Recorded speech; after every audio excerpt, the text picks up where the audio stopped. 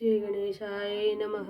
श्री जानकी वल्लभो विजते। श्री रामचरितमानस रामसेल शोभा निरखी। भरत हृदय अति प्रेम राम भरत हृदय अति प्रेम।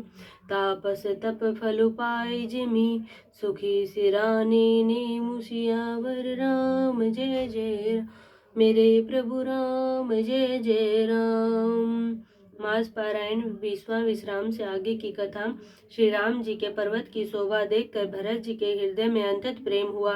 जैसे तपस्वी नियम की समाप्ति होने पर तपस्या का फल पाकर सुखी होता है, तब केवट दौड़कर ऊंचे चढ़ गया और भुजा उठाकर भरत जी से कहने लगा, हे नाथ, ये जो पाकर जामुन आम और तमाल के विशाल वृक्ष दिखाई देते हैं, जिन श्रेष्ठ वृक्षों के बीच में एक सुंदर विशाल बड़ का वृक्ष शोभित है, जिसको देखकर मन मोहित हो जाता है। उसके पत्ते नीले और सघन है और उसमें लाल फल लगे हैं। उसकी घनी छाया सब ऋतुओं में सुख देने वाली है।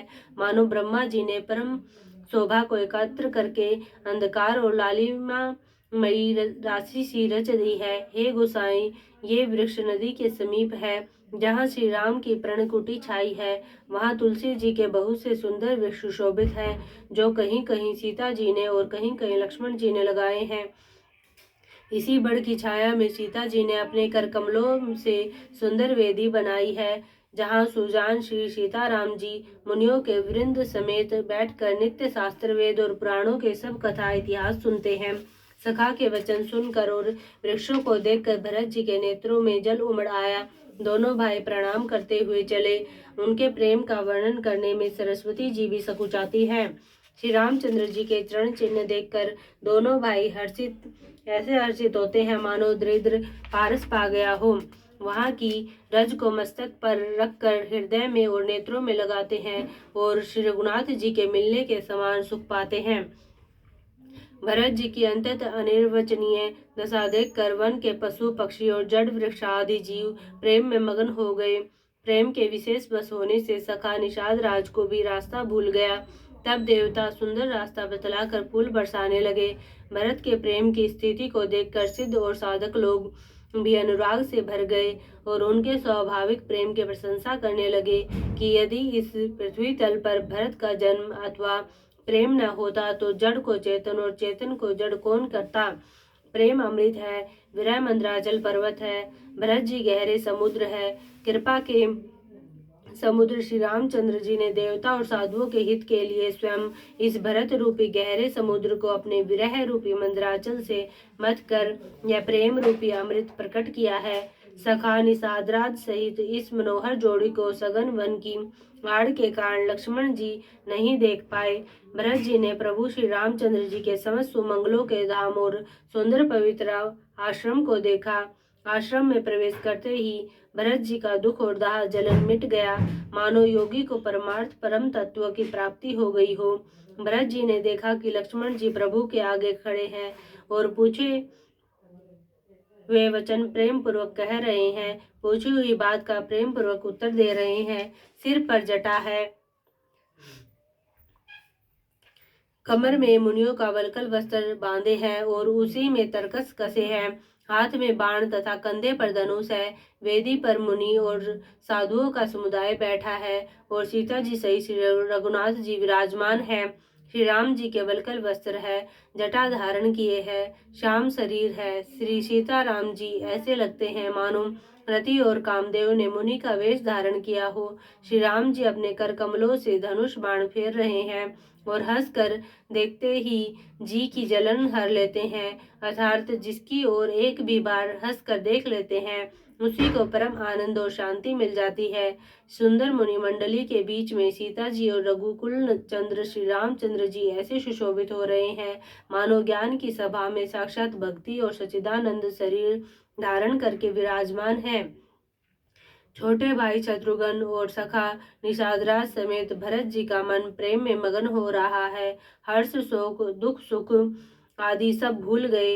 हे नाथ, रक्षा कीजिए, हे गोसाई रक्षा कीजिए, ऐसा कहकर वे पृथ्वी पर दंड की तरह गिर पड़े। प्रेम भरे वचनों से लक्ष्मण जी ने पहचान लिया और मन में जान लिया कि भरत जी प्रणाम कर रहे हैं। वे श्री राम जी की ओर मुंह किए खड़े थे। भरत जी पीठ पीछे थे, इससे उन्होंने देखा नहीं। अब इस ओर तो भाई भरत जी का सरस प्रेम और उधर स्वामी श्री रामचंद्र जी की सेवा की प्रबल प्रवस्था, न तो क्षण भर के लिए भी सेवा से पृथक होकर मिलते ही बनता है और न प्रेमवश छोड़ते उपेक्षा करते ही। कोई श्रेष्ठ कवि ही लक्ष्मण जी के चित्त की इस गति दुविधा का वर्णन कर सकता है। वे सेवा पर भार रखकर रह गए, सेवा को भी विशेष महत्वपूर्ण समझकर उसी में लगे रहे, मानो चढ़ी हुई पतंग को खिलाड़ी पतंग उड़ाने वाला खींच रहा हो। लक्ष्मण जी ने प्रेम सहित पृथ्वी पर मस्तक नवाकर कहा, हे रघुनाथ जी, भरत जी प्रणाम कर रहे हैं। यह सुनते ही श्री रघुनाथ जी प्रेम में अधीर होकर उठे। कहीं वस्त्र गिरा, कहीं तरकस, कहीं धनुष और कहीं बाण। कृपा निधान श्री रामचंद्र जी ने उनको जबरदस्ती उठाकर हृदय से लगा लिया। भरत जी और श्री राम जी के मिलने की रीति को देखकर सबको अपनी सूध भूल गई। मिलन की प्रीति कैसे बखानी जाए, वह तो कवि कुल के लिए कर्म मन वाणी तीनों से अगम है। दोनों भाई भरत जी और श्री राम जी मन बुद्धि चित्त और अहंकार को भुलाकर परम प्रेम से पूर्ण हो रहे हैं। कहिए उस श्रेष्ठ प्रेम को कौन प्रकट करे? कवि की बुद्धि किसकी छाया का अनुसरण करे? कवि को तो अक्षर और अर्थ का ही सच्चा बल है, नट ताल की गति के अनुसार ही चलता है। भरत जी और श्री रघुनाथ जी का प्रेम अगम्य है, जहाँ ब्रह्मा विष्णु और महादेव का भी मन नहीं जा सकता। उस प्रेम को मैं कुबुद्धि किस प्रकार कहूँ? भला गांडर की तांत से भी कहीं सुंदर राग बज सकता है। तालाबों और झीलों में एक तरह की घास होती है, उसे गांडर कहते हैं। भरत जी और श्री रामचंद्र जी के मिलने का ढंग देखकर देवता भयभीत हो गए, उनकी दुखदुखी धड़कने लगी। देवगुरु बृहस्पति जी ने समझाया, तब कहीं वे मूर्ख चेते और फूल बरसाकर प्रशंसा करने लगे। फिर श्री राम जी प्रेम के साथ शत्रुघ्न से मिलकर तब केवट निषादराज से मिले। प्रणाम करते हुए लक्ष्मण जी से भरत जी बड़े ही प्रेम से मिले। तब लक्ष्मण जी ललक कर बड़ी उमंग के साथ छोटे भाई शत्रुघ्न से मिले। फिर उन्होंने निषादराज को हृदय से लगा लिया। फिर भरत शत्रुघ्न दोनों भाइयों ने उपस्थित मुनियों को प्रणाम किया और इच्छित आशीर्वाद पाकर वे आनंदित हुए। छोटे भाई शत्रुघ्न सहित भरत जी प्रेम में उमंग कर सीता जी के चरण कमलों की रज सिर पर धारण कर बार बार प्रणाम करने लगे। सीता जी ने उन्हें उठाकर उनके सिर को अपने कर कमल से स्पर्श कर सिर पर हाथ फेर कर उन दोनों को बैठाया। सीता जी ने मन ही मन आशीर्वाद दिया, क्योंकि वे स्नेह में मगन है, उन्हें देह की सुध बुध नहीं है। सीता जी को सब प्रकार से अपने अनुकूल देखकर भरत जी सोच रहित हो गए और उनके हृदय का कल्पित वह जाता रहा। उस समय न तो कोई कुछ कहता है, न कोई कुछ पूछता है। मन प्रेम से परिपूर्ण है, वह अपनी गति से खाली है, अर्थात संकल्प विकल्प और चांचल्य से शून्य है। इस अवसर पर केवट निषादराज धीरज धर और हाथ जोड़कर प्रणाम करके विनती करने लगे, हे नाथ, मुनिनाथ वशिष्ठ जी के साथ सब माताएं, नगरवासी, सेवक, सेनापति, मंत्री सब आपके वियोग से व्याकुल होकर आए हैं। गुरु का आगमन सुनकर शील के समुद्र श्री रामचंद्र जी ने सीता जी के पास शत्रुघ्न जी को रख दिया और वे परम धीर, धर्म धुरंधर, दीन दयालु श्री रामचंद्र जी उसी समय वेग के साथ चल पड़े। गुरु जी के दर्शन करके लक्ष्मण जी सहित प्रभु श्री रामचंद्र जी प्रेम में भर गए और दंडवत प्रणाम करने लगे। मुनि श्रेष्ठ वशिष्ठ जी ने दौड़कर उन्हें हृदय से लगा लिया और प्रेम में उमंग कर वे दोनों भाइयों से मिले। फिर प्रेम से पुलकित होकर केवट निषाद राज ने अपना नाम लेकर दूर से ही वशिष्ठ जी को दंडवत प्रणाम किया। ऋषि वशिष्ठ जी ने राम सखा जानकर उसको जबरदस्ती हृदय से लगा लिया, मानो जमीन पर लौटते हुए प्रेम को समेट लिया हो। श्री रघुनाथ जी की भक्ति सुंदर मंगलों का मूल है। इस प्रकार कहकर सराहना करते हुए देवता आकाश से फूल बरसाने लगे। वे कहने लगे, जगत में इसके समान सर्वथा नीच कोई नहीं और वशिष्ठ जी के समान बड़ा कौन है। जिस निषाद को देखकर मुनिराज वशिष्ठ जी लक्ष्मण जी से भी अधिक उससे आनंदित होकर मिले, यह सब सीतापति श्री रामचंद्र जी के भजन का प्रत्यक्ष प्रताप और प्रभाव है। दया की खान सुजान भगवान श्री राम जी ने सब लोगों को दुखी मिलने के लिए व्याकुल जाना। तब जो जिस भाव से मिलने का अभिलाषी था उस प्रकार का रुख रखते हुए उसकी रुचि के अनुसार उन्होंने लक्ष्मण जी सहित पल भर में सब किसी से मिलकर उनके दुख और कठिन संताप को दूर कर दिया। श्री रामचंद्र जी के लिए यह कोई बड़ी बात नहीं है। जैसे करोड़ों घड़ों में एक ही सूर्य की पृथक पृथक छाया प्रतिबिंब एक साथ ही दिखती है, समस्त पूर्ववासी प्रेम में उमंग कर केवट से मिलकर उसके भाग्य की सराहना करते हैं। श्री रामचंद्र जी ने सब माताओं को दुखी देखा, मानो सुंदर लताओं की पंक्तियों को पाला मार गया हो। सबसे पहले राम जी के कई से मिले और अपने सरल स्वभाव तथा भक्ति से उसकी बुद्धि को तर कर दिया।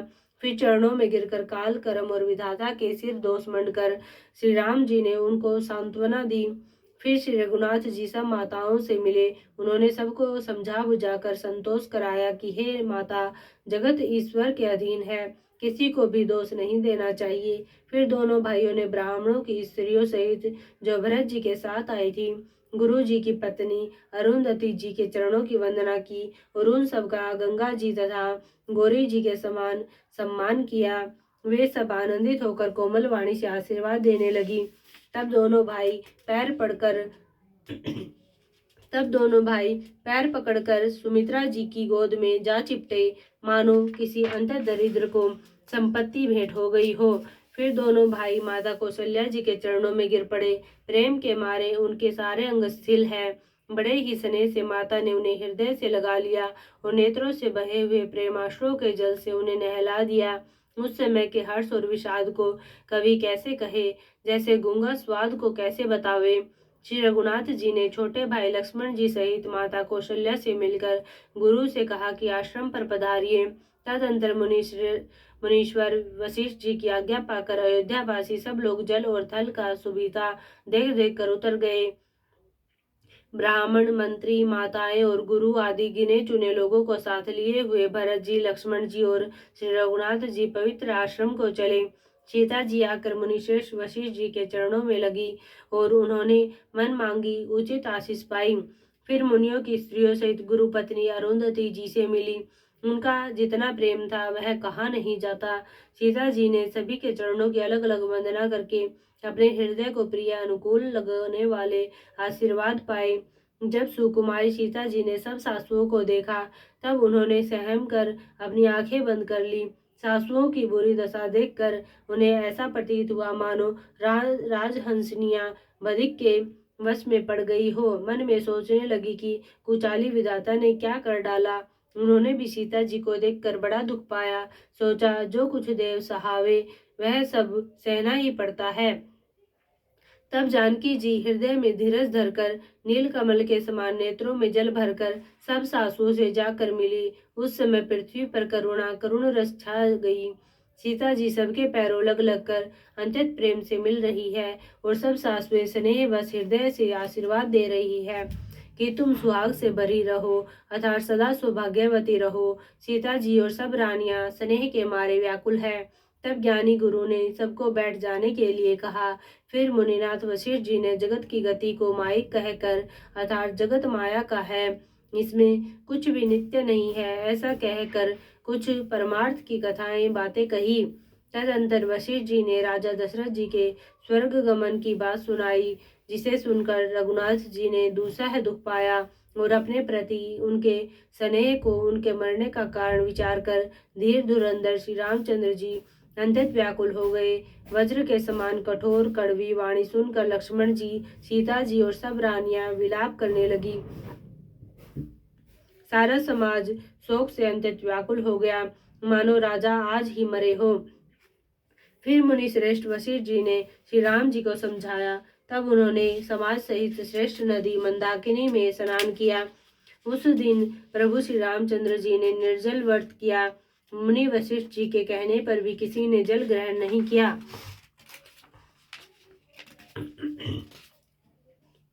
दूसरे दिन सवेरा होने पर मुनि वशिष्ठ जी ने श्री रघुनाथ जी को जो जो आज्ञा दी वह सब कार्य प्रभु श्री रामचंद्र जी ने श्रद्धा भक्ति सहित आदर के साथ किया।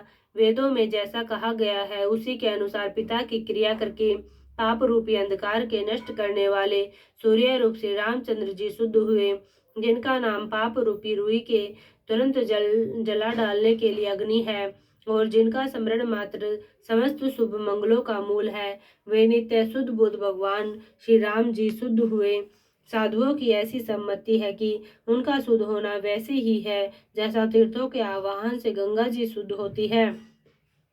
गंगा जी तो स्वभाव से ही शुद्ध है, उनमें जिन तीर्थों का आह्वान किया जाता है उल्टे वे ही गंगा जी के संपर्क में आने से शुद्ध हो जाते हैं। इसी प्रकार सच्चिदानंद रूप श्री राम तो नित्य शुद्ध है, उनके संसर्ग से कर्म ही शुद्ध हो गए। जब शुद्ध हुए 2 दिन बीत गए तब श्री रामचंद्र जी प्रीति के साथ गुरु जी से बोले, हे नाथ, सब लोग यहाँ अंत दुखी हो रहे हैं, कंदमूल फल और जल का ही आहार करते हैं। भाई शत्रुघ्न सहित भरत को, मंत्रियों को और सब माताओं को देखकर मुझे एक एक पल युग के समान बीत रहा है। अतः सबके साथ आप अयोध्यापुरी को पधारिए, लौट जाइए। आप यहाँ हैं और राजा अमरावती स्वर्ग में है। अयोध्या सुनी है, मैंने बहुत कह डाला, यह सब बड़ी ढिठाई की है। हे गोसाई, जैसा उचित हो वैसा ही कीजिए। वशिष्ठ जी ने कहा, हे राम, तुम धर्म के सेतु और दया के धाम हो, तुम भला ऐसा क्यों न कहो। लोग दुखी हैं, 2 दिन तुम्हारा दर्शन कर शांति लाभ कर ले। श्री राम जी के वचन सुनकर सारा समाज भयभीत हो गया, मानो बीच समुद्र में जहाज डगमगा गया हो। परंतु जब उन्होंने गुरु वशिष्ठ जी की श्रेष्ठ कल्याण मूलक वाणी सुनी तो उस जहाज के लिए मानो हवा अनुकूल हो गई। सब लोग पवित्र पैस्विनी नदी में अथवा पैस्विनी नदी के पवित्र जल में तीनों समय सवेरे, दोपहर और सायंकाल स्नान करते हैं, जिसके दर्शन से ही पापों के समूह नष्ट हो जाते हैं। और मंगल मूर्ति श्री रामचंद्र जी को दंडवत प्रणाम कर करके उन्हें नेत्र भर भर कर देखते हैं। सब श्री रामचंद्र जी के पर्वत कामदगिरी और वन को देखने जाते हैं, जहाँ सभी सुख है और सभी दुखों का अभाव है। झरने अमृत के समान जल झरते हैं और 3 प्रकार की शीतल मंद सुगंध हवा तीनों प्रकार के आध्यात्मिक, आदि भौतिक, आदि दैविक तापों को हर लेती है। असंख्य जाति के वृक्ष, लताएं और तृण है तथा बहुत तरह के फल, फूल और पत्ते हैं। सुंदर शिलाएं हैं। वृक्षों की छाया सुख देने वाली है। वन की शोभा किससे वर्णन की जा सकती है। तालाबों में कमल खिल रहे हैं, जल के पक्षी कूज रहे हैं, भौरे गुंजार कर रहे हैं और बहुत रंगों के पक्षी और पशु वन में वैर रहित होकर विहार कर रहे हैं। कोल की रात और भील आदि वन के रहने वाले लोग पवित्र, सुंदर एवं अमृत के समान स्वादिष्ट मधु शहद को सुंदर दोने बनाकर और उनमें भर भर कर तथा कंद मूल फल और अंकुर आदि की जोड़ियों आटियों को सबको विनय और प्रणाम करके उन चीजों के अलग अलग स्वाद, भेद, प्रकार, गुण और नाम बता बता कर देते हैं। लोग उनका बहुत दाम देते हैं पर वे नहीं लेते और लौटा देने में श्री राम जी की दुहाई देते हैं। प्रेम में मगन हुए वे कोमल वाणी से कहते हैं कि साधु लोग प्रेम को पहचान कर उसका सम्मान करते हैं, अर्थात आप साधु हैं। आप हमारे प्रेम को देखिए, दाम देकर या वस्तुएं लौटाकर हमारे प्रेम का तिरस्कार न कीजिए। आप तो पुण्यात्मा है, हम नीच निषाद हैं। श्री राम जी की कृपा से ही हमने आप लोगों के दर्शन पाए हैं। हम लोगों को आपके दर्शन बड़े ही दुर्लभ है, जैसे मरुभूमि के लिए गंगा जी की धारा दुर्लभ है। देखिए, कृपालु श्री रामचंद्र जी ने निषाद पर कैसी कृपा की है। जैसे राजा है वैसा ही उनके परिवार और प्रजा को भी होना चाहिए। हृदय में ऐसा जानकर, संकोच छोड़कर और हमारा प्रेम देखकर कृपा कीजिए और हमको कृतार्थ करने के लिए ही फल, तृण और अंकुर लीजिए। आप प्रिय पाहुने वन में पधारे हैं, आपकी सेवा करने के योग्य हमारे भाग्य नहीं है। हे स्वामी, हम आपको क्या देंगे। भीलों की मित्रता तो बस ईंधन, लकड़ी और पत्तों ही की तक है। हमारी तो यही बड़ी भारी सेवा है कि हम आपके कपड़े और बर्तन नहीं चुरा लेते। हम लोग जड़ जीव हैं, जीवों की हिंसा करने वाले हैं, कुटिल, कुचाली, कुबुद्धि और कुजाति हैं। हमारे दिन रात पाप करते ही बीतते हैं, तो भी न तो हमारी कमर में कपड़ा है और न पेट ही भरते हैं। हमें सपन में भी कभी धर्म बुद्धि कैसी। यह सब तो श्री रघुनाथ जी के दर्शन का प्रभाव है। जब से प्रभु के चरण कमल देखे तब से हमारे दूसरे दुख और दोष मिट गए। वनवासियों के वचन सुनकर अयोध्या के लोग प्रेम में भर गए और उनके भाग्य की सराहना करने लगे। तब उनके भाग्य की सराहना करने लगे और प्रेम के वचन सुनाने लगे। उन लोगों के बोलने और मिलने का ढंग तथा श्री सीताराम जी के चरणों में उनका प्रेम देखकर सब सुख पा रहे हैं। उन कोल भीलों की वाणी सुनकर सभी नर नारी अपने प्रेम का निरादर करते हैं, उसे धिक्कार देते हैं। तुलसीदास जी कहते हैं कि यह रघुवंश मणि श्री रामचंद्र जी की कृपा है कि लोहा नौका को अपने ऊपर लेकर तैर गया। सब लोग दिनों दिन परम आनंदित होते हुए वन में चारों ओर विचरते हैं। जैसे पहली वर्षा के जल से मेंढक और मोर मोटे हो जाते हैं, प्रसन्न होकर नाचते कूदते हैं। अयोध्यापुरी के पुरुष और स्त्री सभी प्रेम में अंतत मगन हो रहे हैं। उनके दिन पल के समान बीत जाते हैं। जितनी सासुएं थी उतने ही वेश रूप बनाकर सीता जी सब सासुओं की आदरपूर्वक एक सी सेवा करती है। श्री रामचंद्र जी के सिवा इस भेद को किसी ने नहीं जाना। सब मायाएं पराशक्ति महामाया श्री सीता जी की माया से में ही है। सीता जी ने सासुओं को सेवा से वश में कर लिया। उन्होंने सुख पाकर सीख और आशीर्वाद दिए। सीता जी समेत दोनों भाइयों श्री राम लक्ष्मण को सरल स्वभाव देखकर कुटिल रानी के कई भरपेट पछताई। वह पृथ्वी तथा यमराज से याचना करती है कि किंतु धरती बीच फटकर समा जाने के लिए रास्ता नहीं देती और विधाता मौत नहीं देता।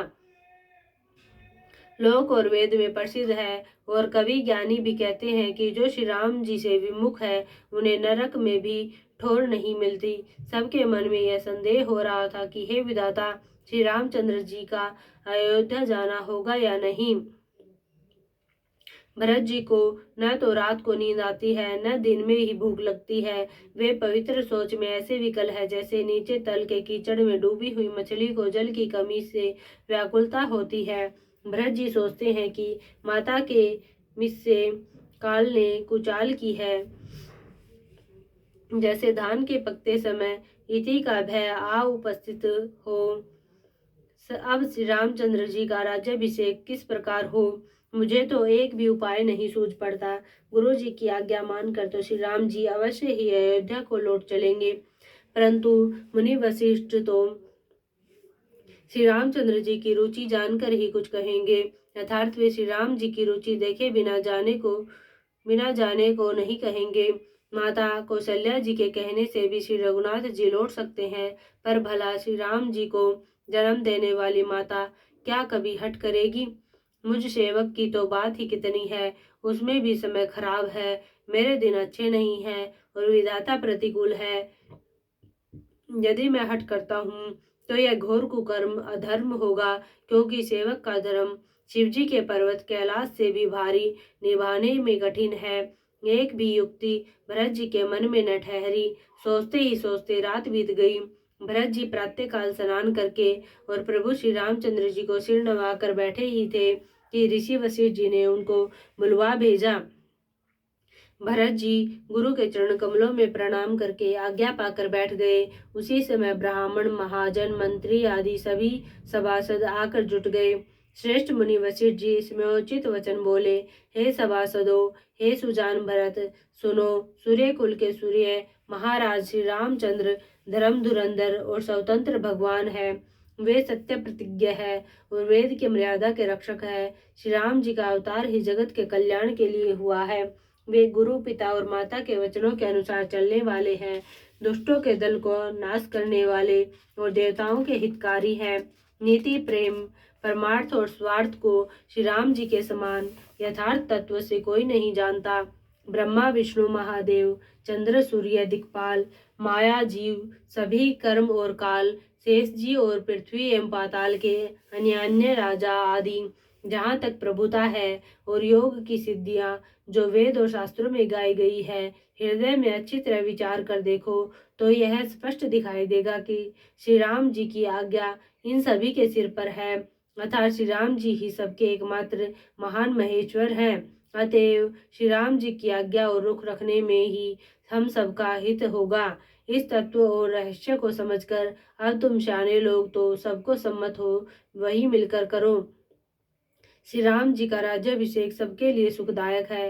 मंगल और आनंद का मूल यही एक मार्ग है। अब श्री रघुनाथ जी अयोध्या किस प्रकार चले, विचार कर कहो, वही उपाय किया जाए।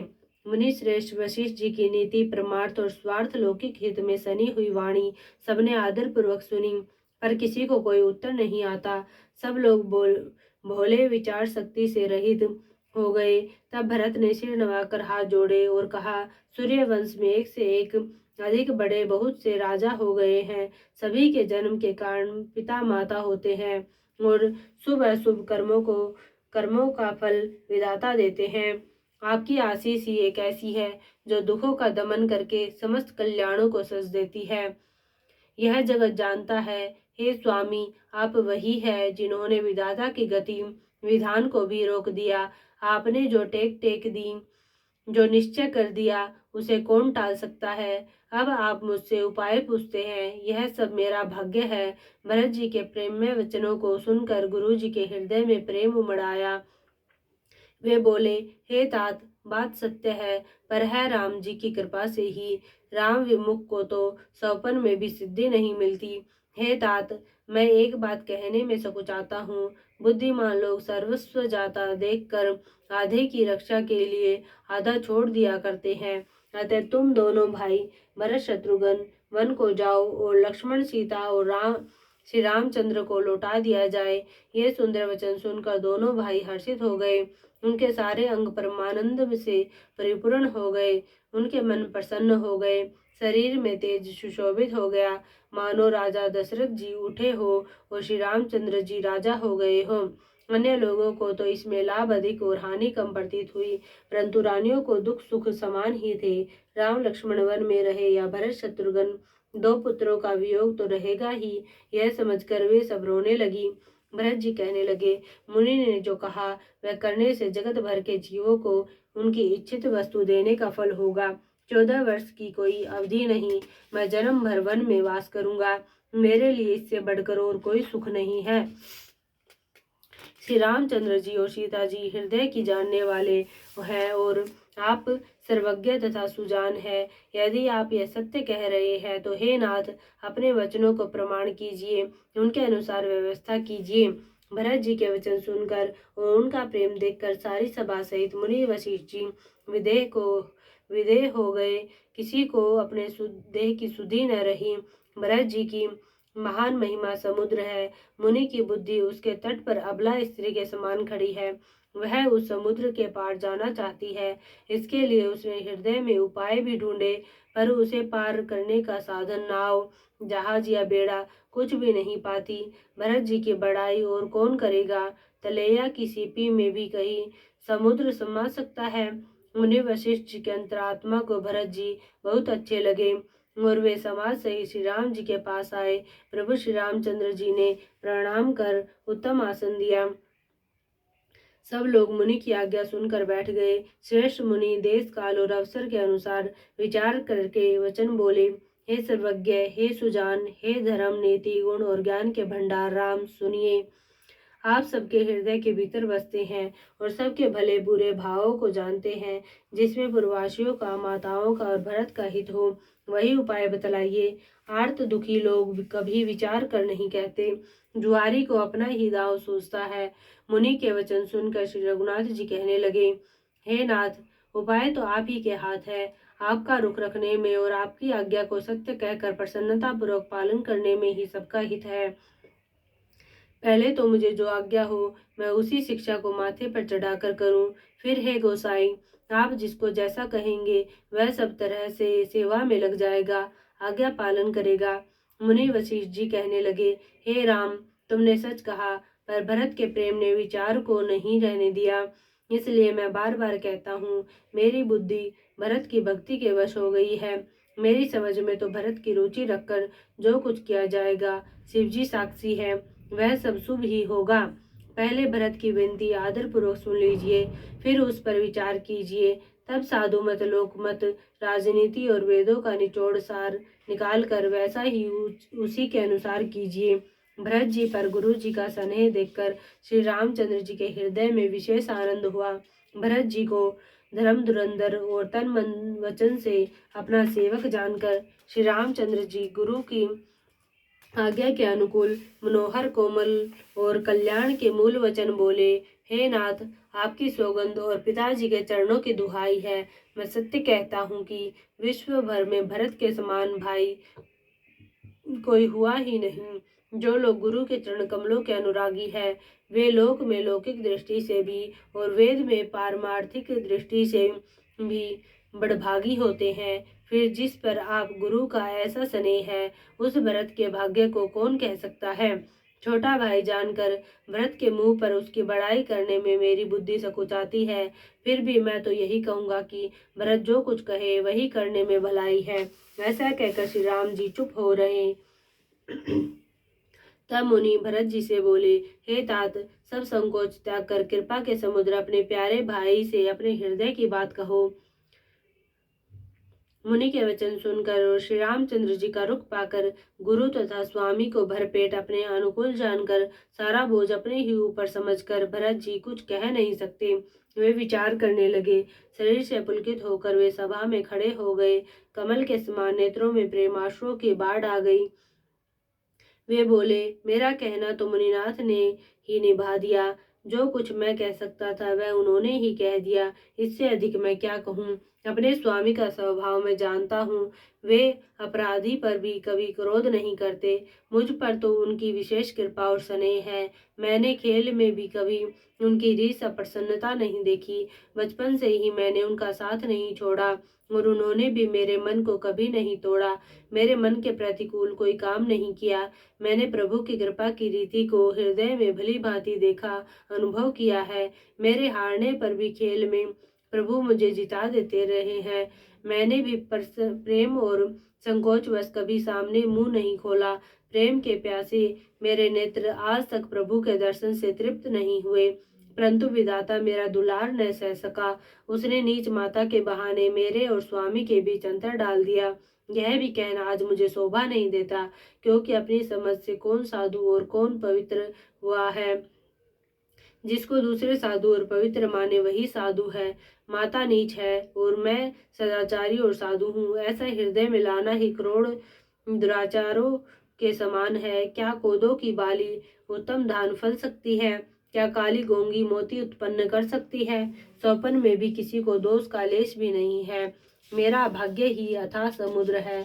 मैंने अपने पापों का परिणाम समझे बिना ही माता को कटु वचन कहकर व्यर्थ ही जलाया। मैं अपने हृदय में सब ओर खोज कर हार गया। मेरी भलाई का कोई साधन नहीं सूझता।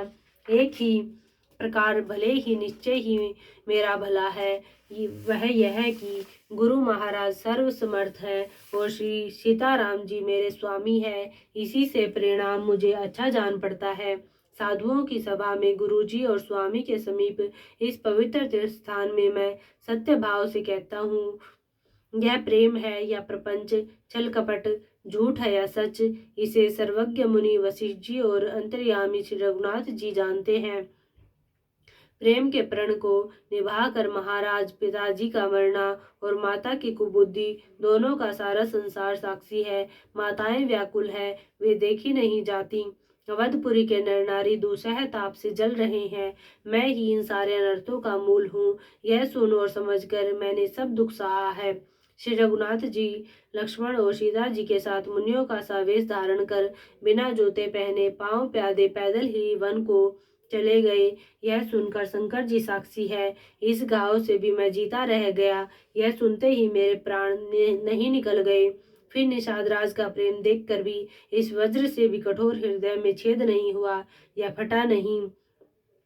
अब यहाँ आकर सब आंखों देख लिया। यह जड़ जीव जीता रहकर सभी सहावेगा। जिनको देखकर रास्ते की सांपिनी और बिच्छी भी अपने भयानक विष और तीव्र क्रोध को त्याग देती है, वे ही श्री रघुनंदन लक्ष्मण और सीता जी। जिसको शत्रु जान पड़े उसके कई के पुत्र मुझको छोड़कर देव दुसह दुख और किसे सहावेगा। अत्यंत व्याकुल तथा दुख प्रेम विनय और नीति में सनी हुई भरत जी के श्रेष्ठ वाणी सुनकर सब लोग शोक में मगन हो गए। सारी सभा में विषाद छा गया, मानो कमल के वन पर पाला पड़ गया हो। तब ज्ञानी मुनि वशिष्ठ जी ने अनेक प्रकार की पुरानी ऐतिहासिक कथाएं कहकर भरत जी का समाधान किया। फिर सूर्य कुल रूपी कुमुद वन में के प्रफुल्लित करने वाले चंद्रमा श्री रघुनंदन उचित वचन बोले, हे तात, तुम अपने हृदय में व्यर्थ ही गलानी करते हो। जीव की गति को ईश्वर के अधीन जानो। मेरे मत में भूत भविष्य वर्तमान तीनों कालों और स्वर्ग पृथ्वी और पाताल तीनों लोकों के सब पुण्यात्मा पुरुष तुमसे नीचे हैं। हृदय में भी तुम पर कुटिलता का आरोप करने से यह लोक, यहाँ के सुख यश आदि बिगड़ जाता है और परलोक भी नष्ट हो जाता है। मरने के बाद भी अच्छी गति नहीं मिलती। माता के कई को तो वे ही मूर्ख दोष देते हैं जिन्होंने गुरु और साधुओं की सभा का सेवन नहीं किया है। हे भरत, तुम्हारा नाम स्मरण करते ही सब पाप, प्रपंच, अज्ञान और समस्त अमंगलों के समूह मिट जाएंगे तथा इस लोक में सुंदर यश और परलोक में सुख प्राप्त होगा। हे भरत, मैं स्वभाव से ही सत्य कहता हूँ। शिवजी साक्षी हैं। यह पृथ्वी तुम्हारी ही रखी रह रही है। हे तात, तुम व्यर्थ कुतर्क न करो। वैर और प्रेम छिपाए नहीं छिपते। पक्षी और पशु मुनियों के पास बेधड़क चले जाते हैं, पर हिंसा करने वाले बधिकों को देखते ही भाग जाते हैं। मित्र और शत्रु को पशु पक्षी भी पहचानते हैं। फिर मनुष्य शरीर तो गुण और ज्ञान का भंडार ही है। हे तात, मैं तुम्हें अच्छी तरह जानता हूँ। क्या करूँ? जी में बड़ा असमंजस दुविधा है। राजा ने मुझे त्याग कर सत्य को रखा और प्रेम प्रण के लिए शरीर छोड़ दिया। उनके वचन को मिटते मन में सोच होता है, उससे भी बढ़कर तुम्हारा संकोच है। उस पर भी गुरुजी ने मुझे आज्ञा दी है, इसलिए अब तुम जो कुछ कहो अवश्य ही मैं वही करना चाहता हूँ। तुम मन को प्रसन्न कर और संकोच को त्याग कर जो कुछ कहो मैं आज वही करूँ। सत्य प्रतिज्ञा रघुकुल श्रेष्ठ श्री राम जी का यह वचन सुनकर सारा समाज सुखी हो गया। देवगणों सहित देवराज इंद्र भयभीत होकर सोचने लगे कि अब बना बनाया काम बिगड़ना ही चाहता है, कुछ उपाय करते नहीं बनता। तब वे सब मन ही मन श्री राम जी की शरण गए। फिर वे विचार करके आपस में कहने लगे कि श्री रघुनाथ जी तो भक्त की भक्ति के वश है। अम्बरीश और दुर्वासा की घटना याद करके तो देवता और इंद्र बिल्कुल ही निराश हो गए। पहले देवताओं ने बहुत समय तक दुख सहे, तब भक्त प्रहलाद ने ही नरसिंह भगवान को प्रकट किया था। सब देवता परस्पर कानों से लग लग कर और सिर धुन कर कहते हैं कि अब इस बार देवताओं का काम भरत जी के हाथ है। हे देवताओं, और कोई उपाय नहीं दिखाई देता। श्री राम जी अपने श्रेष्ठ सेवकों की सेवा को मानते हैं, अर्थात उनके भगत की कोई सेवा करता है तो उस पर बहुत प्रसन्न होते हैं। अतएव अपने गुण और शील से श्री राम जी को वश में करने वाले भरत जी का ही सब लोग अपने अपने हृदय में प्रेम से स्मरण करो।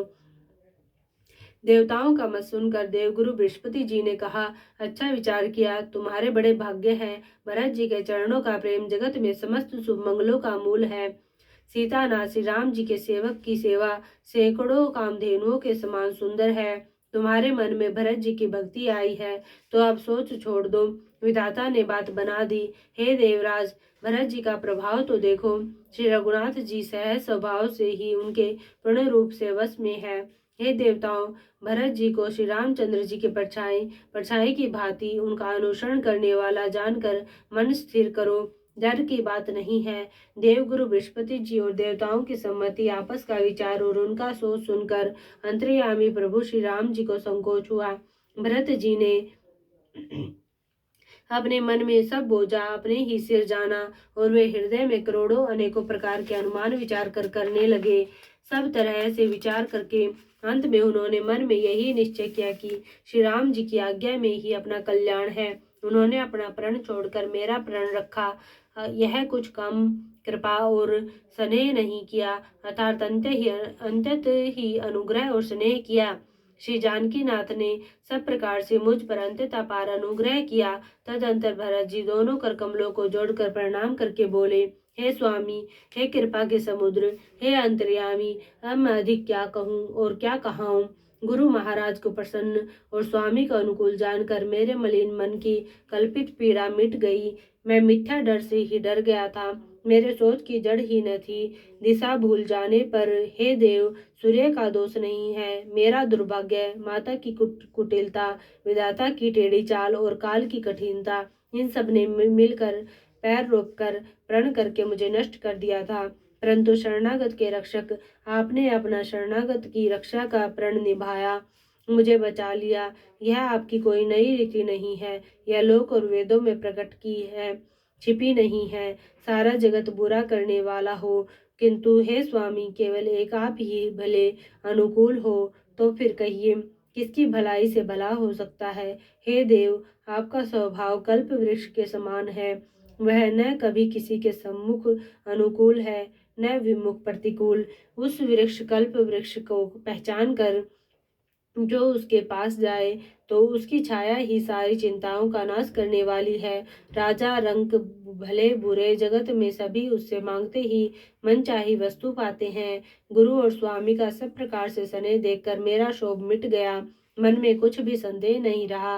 हे दया की खान, अब वही कीजिए जिससे दास के लिए प्रभु के चित्त में शोभ किसी प्रकार का विचार न हो। जो सेवक स्वामी को संकोच में डालकर अपना भला चाहता है, उसकी बुद्धि नीच है।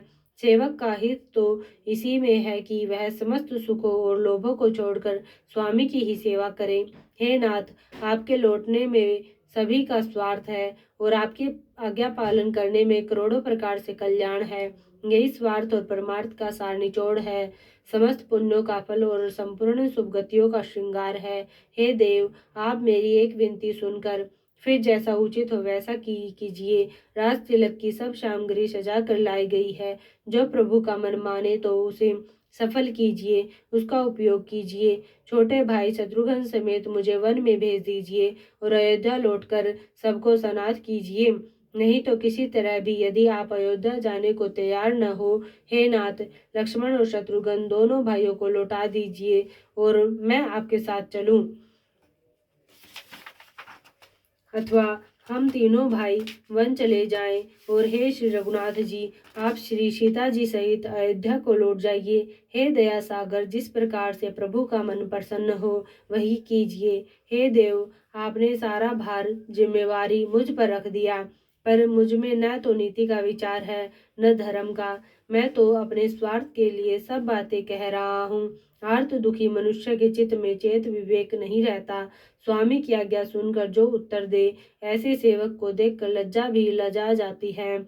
मैं अवगुणों का ऐसा था समुद्र हूँ कि प्रभु को उत्तर दे रहा हूँ, किंतु स्वामी आप स्नेह व साधु कहकर मुझे सराहते हैं। हे कृपालु, अब तो वही मत मुझे भाता है जिसे स्वामी का मन संकोच न पावे।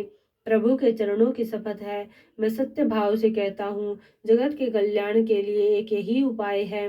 प्रसन्न मन से संकोच त्याग कर प्रभु जिसे जो आज्ञा देंगे उसे सब लोग सिर चढ़ा चढ़ा कर पालन करेंगे और सब उपद्रव और उलझने मिट जाएंगी। भरत जी के पवित्र वचन सुनकर देवता हर्षित हुए और साधु साधु कहकर सराहना करते हुए देवताओं ने फूल बरसाए। अयोध्या निवासी असमंजस के वश हो गए कि देखे अब श्री राम जी क्या कहते हैं। तपस्वी तथा वनवासी लोग श्री राम जी के वन में बने रहने की आशा से मन में परम आनंदित हुए, किंतु संकोची श्री रघुनाथ जी चुप ही रह गए। प्रभु की यह स्थिति मौन देख सारी सभा सोच में पड़ गई कि उसी समय जनक जी के दूत आए। यह सुनकर मुनि वशिष्ठ जी ने उन्हें तुरंत बुलवा लिया। उन्होंने आकर प्रणाम करके श्री रामचंद्र जी को देखा। उनका मुनियों का सा वेश देखकर वे बहुत ही दुखी हुए। मुनि श्रेष्ठ वशिष्ठ जी ने दूतों से बात पूछी कि राजा जनक का कुशल समाचार कहो। यह मुनि का कुशल प्रसन्न सुनकर सकुचा कर पृथ्वी पर मस्तक नवाकर वे श्रेष्ठ दूत हाथ जोड़कर बोले, हे स्वामी, आपका आदर के साथ पूछना यही है गोसाई कुशल का कारण हो गया। नहीं तो हे नाथ, कुशल क्षेम तो सब कौशलनाथ दशरथ जी के साथ ही चली गई। उनके चले जाने से तो यो तो सारा जगत ही अनाथ स्वामी के बिना असहाय हो गया, किंतु मिथिला और अवध तो विशेष रूप से अनाथ हो गए। अयोध्यानाथ की गति, दशरथ जी का मरण सुनकर जनकपुरवासी सभी लोग शोकवश बावले हो गए, शुद्ध बुद्ध भूल गए। उस समय जिन्होंने विदेह को शोक मगन देखा, उनमें से किसी को ऐसा न लगा कि उनका विदेह देहाभिमान रहित नाम सत्य है, क्योंकि देहाभिमान से शून्य पुरुष को शोक कैसा रानी की कुचाल सुनकर राजा जनक जी को कुछ सूझ न पड़ा, जैसे मणि के बिना सांप को नहीं सूझता। फिर भरत जी को राज्य और श्री रामचंद्र जी को वनवास सुनकर मिथिलेश्वर जनक जी के हृदय में बड़ा दुख हुआ। राजा ने विद्वानों और मंत्रियों के समाज से पूछा कि विचार कर कहिए, आज इस समय क्या करना उचित है। अयोध्या की दशा समझकर और दोनों प्रकार से असमंजस जानकर चलिए या रहिए। किसी ने कुछ नहीं कहा। जब किसी ने कोई सम्मति नहीं दी, तब राजा ने धीरज धर हृदय में विचार कर 4 चतुर गुप्तचर जासूस अयोध्या को भेजे और उनसे कह दिया कि तुम लोग श्री राम जी के प्रति भरत जी के सद्भाव, अच्छे भाव, प्रेम या दुर्भाव, बुरा भाव, विरोध का यथार्थ पता लगाकर जल्दी लौट आना, किसी को तुम्हारा पता न लगने पावे। गुप्तचर अवध को गए और भरत जी का ढंग जानकर और उनकी करनी देखकर जैसे ही भरत जी चित्रकूट को चले, वे तिरहुत मिथिला को चल दिए। गुप्त दूतों ने आकर राजा जनक जी की सभा में भरत जी की करनी का अपनी बुद्धि के अनुसार वर्णन किया। उसे सुनकर गुरु, कुटुंबी, मंत्री और राजा सभी सोच और स्नेह से अत्यंत व्याकुल हो गए। फिर जनक जी ने धीरज धरकर और भरत जी की बड़ाई करके अच्छे योद्धाओं और सहानियों को बुलाया। घर, नगर और देश में रक्षकों को रखकर घोड़े, हाथी, रथ आदि बहुत सी सवारियां सजवाई। वे दुघड़िया मुहूर्त साध कर उसी समय चल पड़े। राजा ने रास्ते में वही विश्राम भी नहीं किया। आज ही सवेरे प्रयागराज में स्नान करके चले हैं। जब सब लोग यमुना जी उतरने लगे, तब हे नाथ, हमें खबर लेने को भेजा। उन्होंने दूतों ने ऐसा कहकर पृथ्वी पर सिर नवाया। मुनि श्रेष्ठ वशिष्ठ जी ने कोई 6-7 भीलों को साथ देखकर दूतों को तुरंत विदा कर दिया। जनक जी का आगमन सुनकर अयोध्या का सारा समाज हर्षित हो गया। श्री राम जी को बड़ा संकोच हुआ और देवराज इंद्र तो विशेष रूप से सोच के वश में हो गए। कुटिल के कई मन ही मन गलानी पश्चाताप से गली जाती है। किससे कहे और किसको दोष दे। और सब नर नारी मन में ऐसा विचार कर प्रसन्न हो रहे हैं कि अच्छा हुआ जनक जी के आने से 4 कुछ दिन और रहना हो गया। इस तरह वह दिन भी बीत गया। दूसरे दिन प्रातःकाल सब कोई स्नान करने लगे। स्नान करके सब नर नारी गणेश जी, गौरी जी, महादेव जी और सूर्य भगवान की पूजा करते हैं। फिर लक्ष्मीपति भगवान विष्णु के चरणों की वंदना करके दोनों हाथ जोड़कर आंचल पसार कर विनती करते हैं कि श्री राम जी राजा हो, जानकी जी रानी हो तथा राजधानी अयोध्या आनंद की सीमा होकर फिर समाज सहित सुख पूर्वक बसे और श्री राम जी भरत जी को युवराज बनावे। हे देव, इस सुख रूपी अमृत से सींच कर सब किसी को जगत में जीने का लाभ दीजिए। गुरु समाज और भाइयों समेत श्री राम जी का राज्य अवधपुरी में हो और श्री राम जी के राजा रहते ही हम लोग अयोध्या में मरे, यह सब कोई यही मांगते हैं। अयोध्या वासियों की प्रेममयी वाणी सुनकर ज्ञानी मुनि भी अपने योग और वैराग्य की निंदा करते हैं। अवधवासी इस प्रकार नित्य कर्म करके श्री राम जी को पुलकित शरीर को प्रणाम करते हैं। ऊंच नीच और मध्य सभी श्रेणियों के स्त्री पुरुष अपने अपने भाव के अनुसार श्री राम जी का दर्शन प्राप्त करते हैं। श्री रामचंद्र जी की सावधानी के साथ सबका सम्मान करते हैं और सभी कृपा निधान श्री रामचंद्र जी की सराहना करते हैं। श्री राम जी की लड़कपन से ही यह बान है कि वे प्रेम को पहचान कर नीति का पालन करते हैं। श्री रघुनाथ जी शील और संकोच के समुद्र है। वे सुंदर मुख के या सबके अनुकूल रहने वाले, सुंदर नेत्र वाले या सबको कृपा और प्रेम की दृष्टि से देखने वाले और सरल स्वभाव है। श्री राम जी के गुण समूहों को कहते कहते सब लोग प्रेम में भर गए और अपने भाग्य की सराहना करने लगे कि जगत में हमारे समान पुण्य की बड़ी पूंजी वाले थोड़े ही हैं, जिन्हें श्री राम जी अपना करके जानते हैं। ये मेरे हैं ऐसा जानते हैं। उस समय सब लोग प्रेम में मग्न है। इतने में ही मिथिलापति जनक जी को आते हुए सुनकर सूर्य कुल रूपी कमल के सूर्य श्री रामचंद्र जी सभा सहित आदर पूर्वक जल्दी से उठ खड़े हुए। भाई, मंत्री, गुरु और पूर्ववासियों को साथ लेकर श्री रघुनाथ जी आगे जनक जी की अगवानी में चले। जनक जी ने जो ही पर्वत श्रेष्ठ कामदनाथ को देखा, तो ही प्रणाम करके उन्होंने रथ छोड़ दिया, पैदल चलना शुरू कर दिया। श्री राम जी के दर्शन की लालसा और उत्साह के कारण किसी को रास्ते की थकावट और क्लेश जरा भी नहीं है। मन तो वहाँ है जहाँ श्री राम और जानकी जी है। बिना मन के शरीर के सुख दुख की सुध किसको हो। जनक जी इस प्रकार चले आ रहे हैं। समाज सहित उनकी बुद्धि प्रेम में मतवाली हो रही है। निकट आए देखकर सब प्रेम में भर गए और आदर पूर्वक आपस में मिलने लगे। जनक जी वशिष्ठ आदि अयोध्यावासी मुनियों के चरणों की वंदना करने लगे और श्री रामचंद्र जी ने सतानंद आदि जनकपुरवासी ऋषियों को प्रणाम किया। फिर भाइयों समेत श्री राम जी राजा जनक जी से मिलकर उन्हें समाज सहित अपने आश्रम को लिवा चले। श्री राम जी का आश्रम शांत रस रूपी पवित्र जल से परिपूर्ण समुद्र है। जनक जी की सेना समाज मानो करुण रस की नदी है, जिसे श्री रघुनाथ जी उस आश्रम रूपी शांत रस के समुद्र में मिलाने के लिए जा रहे हैं। यह करुणा की नदी इतनी बड़ी हुई है कि ज्ञान वैराग्य रूपी किनारों को डुबाती जाती है। शोक भरे वचन नद और नाले हैं जो इस नदी में मिलते हैं, और सोच की लंबी सांसें आहे की वायु के झकोरों से उठने वाली तरंगे हैं जो धैर्य रूपी किनारे के उत्तम वृक्षों को तोड़ रही है। भयानक विषाद शोक ही उस नदी की तेज धार है। भय और भ्रम मोह ही इसके असंख्य भंवर और चक्र हैं। विद्वान मल्लाह है, विद्या ही बड़ी नाव है, परंतु वे उसे खे नहीं सकते हैं। उस विद्या का उपयोग नहीं कर सकते हैं। किसी को उसकी अटकल ही नहीं आती है। वन में विचरने वाले बेचारे कोल की रात ही यात्री हैं, जो उस नदी को देखकर हृदय में हार कर थक गए हैं। यह करुणा नदी जब आश्रम समुद्र में जाकर मिली तो मानो वह समुद्र अकुला उठा, खोल उठा। दोनों राज समाज शोक से व्याकुल हो गए। किसी को न ज्ञान रहा, न धीरज और न लाज ही रही। राजा दशरथ जी के रूप गुण और शील की सराहना करते हुए सब रो रहे हैं और शोक समुद्र में डुबकी लगा रहे हैं। शोक समुद्र में डुबकी लगाते हुए सभी स्त्री पुरुष महान व्याकुल होकर सोच चिंता कर रहे हैं। वे सब विधाता को दोष देते हुए क्रोध युक्त होकर कह रहे हैं कि प्रतिकूल विधाता ने यह क्या किया। तुलसीदास जी कहते हैं कि देवता, सिद्ध, तपस्वी, योगी और मुनिगणों में कोई भी समर्थ नहीं है जो उस समय विदेह जनक राज की दशा देखकर प्रेम की नदी को पार कर सके, प्रेम में मगन हुए बिना रह सके।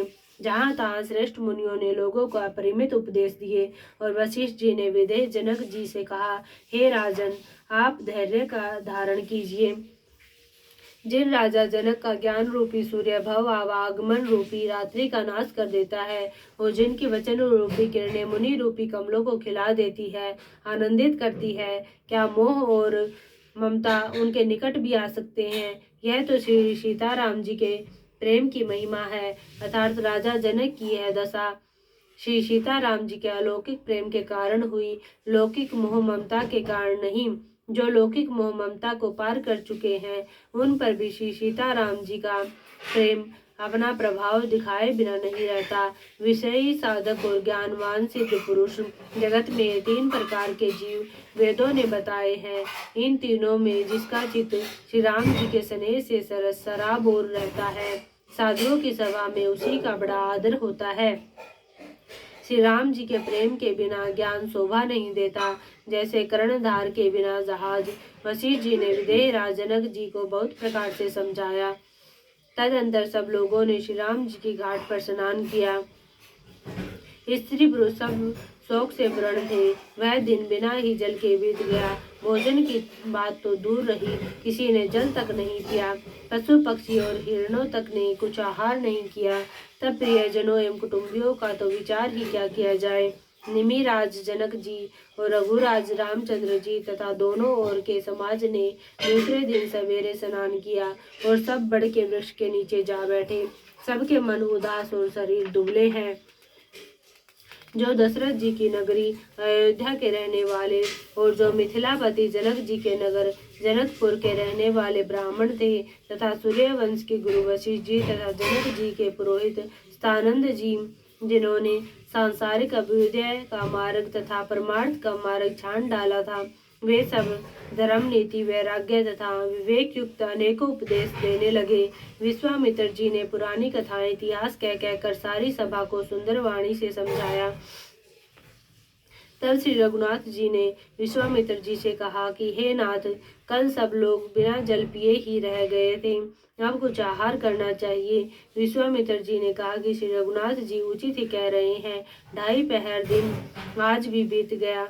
विश्वामित्र जी का रुख देखकर तिरहुत राज जनक जी ने कहा, यहाँ अन्न खाना उचित नहीं है। राजा का सुंदर कथन सबके मन को अच्छा लगा। सब आज्ञा पाकर नहाने चले। उसी समय अनेकों प्रकार के बहुत से फल फूल पत्ते मूल आदि महंगियों और बोझों में भर भर कर वनवासी कोल की रात लोग ले आए। श्री रामचंद्र जी की कृपा से सब पर्वत मन चाही वस्तु देने वाले हो गए। वे देखने मात्र से ही दुखों को सर्वथा हर लेते थे। वहाँ के तालाबों, नदियों, वन और पृथ्वी के सभी भागों में मानो आनंद और प्रेम उमड़ रहा है। बेले और वृक्ष सभी फल और फूलों से युक्त हो गए। पक्षी, पशु और भौरे अनुकूल बोलने लगे। उस अवसर पर वन में बहुत उत्साह आनंद था।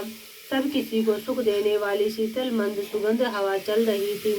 वन की मनोहरता वर्णन नहीं की जा सकती, मानो पृथ्वी जनक जी की पहुनाई कर रही है। तब जनकपुरवासी सब लोग नहा नहा कर श्री रामचंद्र जी, जनक जी और मुनि की आज्ञा पाकर सुंदर वृक्षों को देख देख कर प्रेम में भरकर जहाँ तहाँ उतरने लगे। पवित्र, सुंदर और अमृत के समान स्वादिष्ट अनेकों प्रकार के पत्ते, फल, मूल और कंद श्री राम जी के गुरु वशिष्ठ जी ने सबके पास बोझे भर भर कर आनंद पूर्वक भेजे। तब वे पितर देवता वो अतिथि और गुरु की पूजा करके फलाहार करने लगे। इस प्रकार 4 दिन बीत गए। श्री रामचंद्र जी को देखकर सभी नर नारी सुखी हैं। दोनों समाजों के मन में ऐसी इच्छा है कि श्री सीताराम जी के बिना लौटना अच्छा नहीं है। श्री सीताराम जी के साथ वन में रहना करोड़ों देवलोकों के निवास के समान सुखदायक है। श्री लक्ष्मण जी, श्री राम जी और श्री जानकी जी को छोड़कर जिसको घर अच्छा लगे, विधाता उसके विपरीत है। जब देव सबके अनुकूल हो तभी श्री राम जी के पास वन में निवास हो सकता है।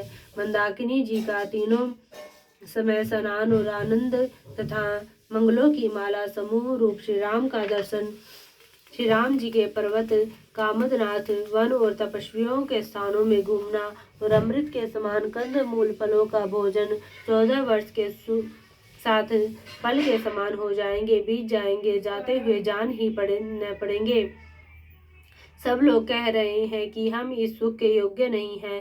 हमारे ऐसे भाग्य कहाँ। दोनों समाजों का श्री रामचंद्र जी के चरणों में सहज स्वभाव से ही प्रेम है। इस प्रकार सब मनोरथ कर रहे हैं। उनके प्रेम युक्त वचन सुनते ही सुनने वालों के मनों को हर लेते हैं। उसी समय सीता जी की माता श्री सुनैना जी की भेजी हुई दासियां कौशल्या जी आदि के मिलने का सुंदर अवसर देखकर आई। उनसे यह सुनकर कि सीता की सब सासुएं इस समय फुर्सत में है। जनक राज का रनिवास उनसे मिलने आया। कौशल्या जी ने आदर पूर्वक उनका सम्मान किया और समयोचित आसन लाकर दिए। दोनों ओर सबके सील और प्रेम को देखकर और सुनकर कठोर वज्र भी पिघल जाते हैं। शरीर पुलकित और स्थिर है और नेत्रों में शोक और प्रेम के आंसू है। सब अपने पैरों के नखों से जमीन कुरेदने और सोचने लगी। सभी श्री सीताराम जी के प्रेम की मूर्ति सी है, मानो स्वयं करुणा ही बहुत से वेश रूप धारण करके विसुर रही हो, दुख कर रही हो। सीता जी की माता सुनैना जी ने कहा, विधाता की बुद्धि बड़ी टेढ़ी है। जो दूध के फेन जैसी कोमल वस्तु को वज्र की टांकी से फोड़ रहा है, तथा जो अत्यंत कोमल और निर्दोष है, उन पर विपत्ति ढा रहा है। अमृत केवल सुनने में आता है और विष जहाँ तहाँ प्रत्यक्ष देखे जाते हैं। विधाता की सभी करतूतें भयंकर है। जहाँ तहाँ कोए, उल्लू और बगुले ही दिखाई देते हैं। हंस तो एक मानसरोवर ही है। यह सुनकर देवी सुमित्रा जी शोक के साथ कहने लगी, विधाता की चाल बड़ी ही विपरीत और विचित्र है।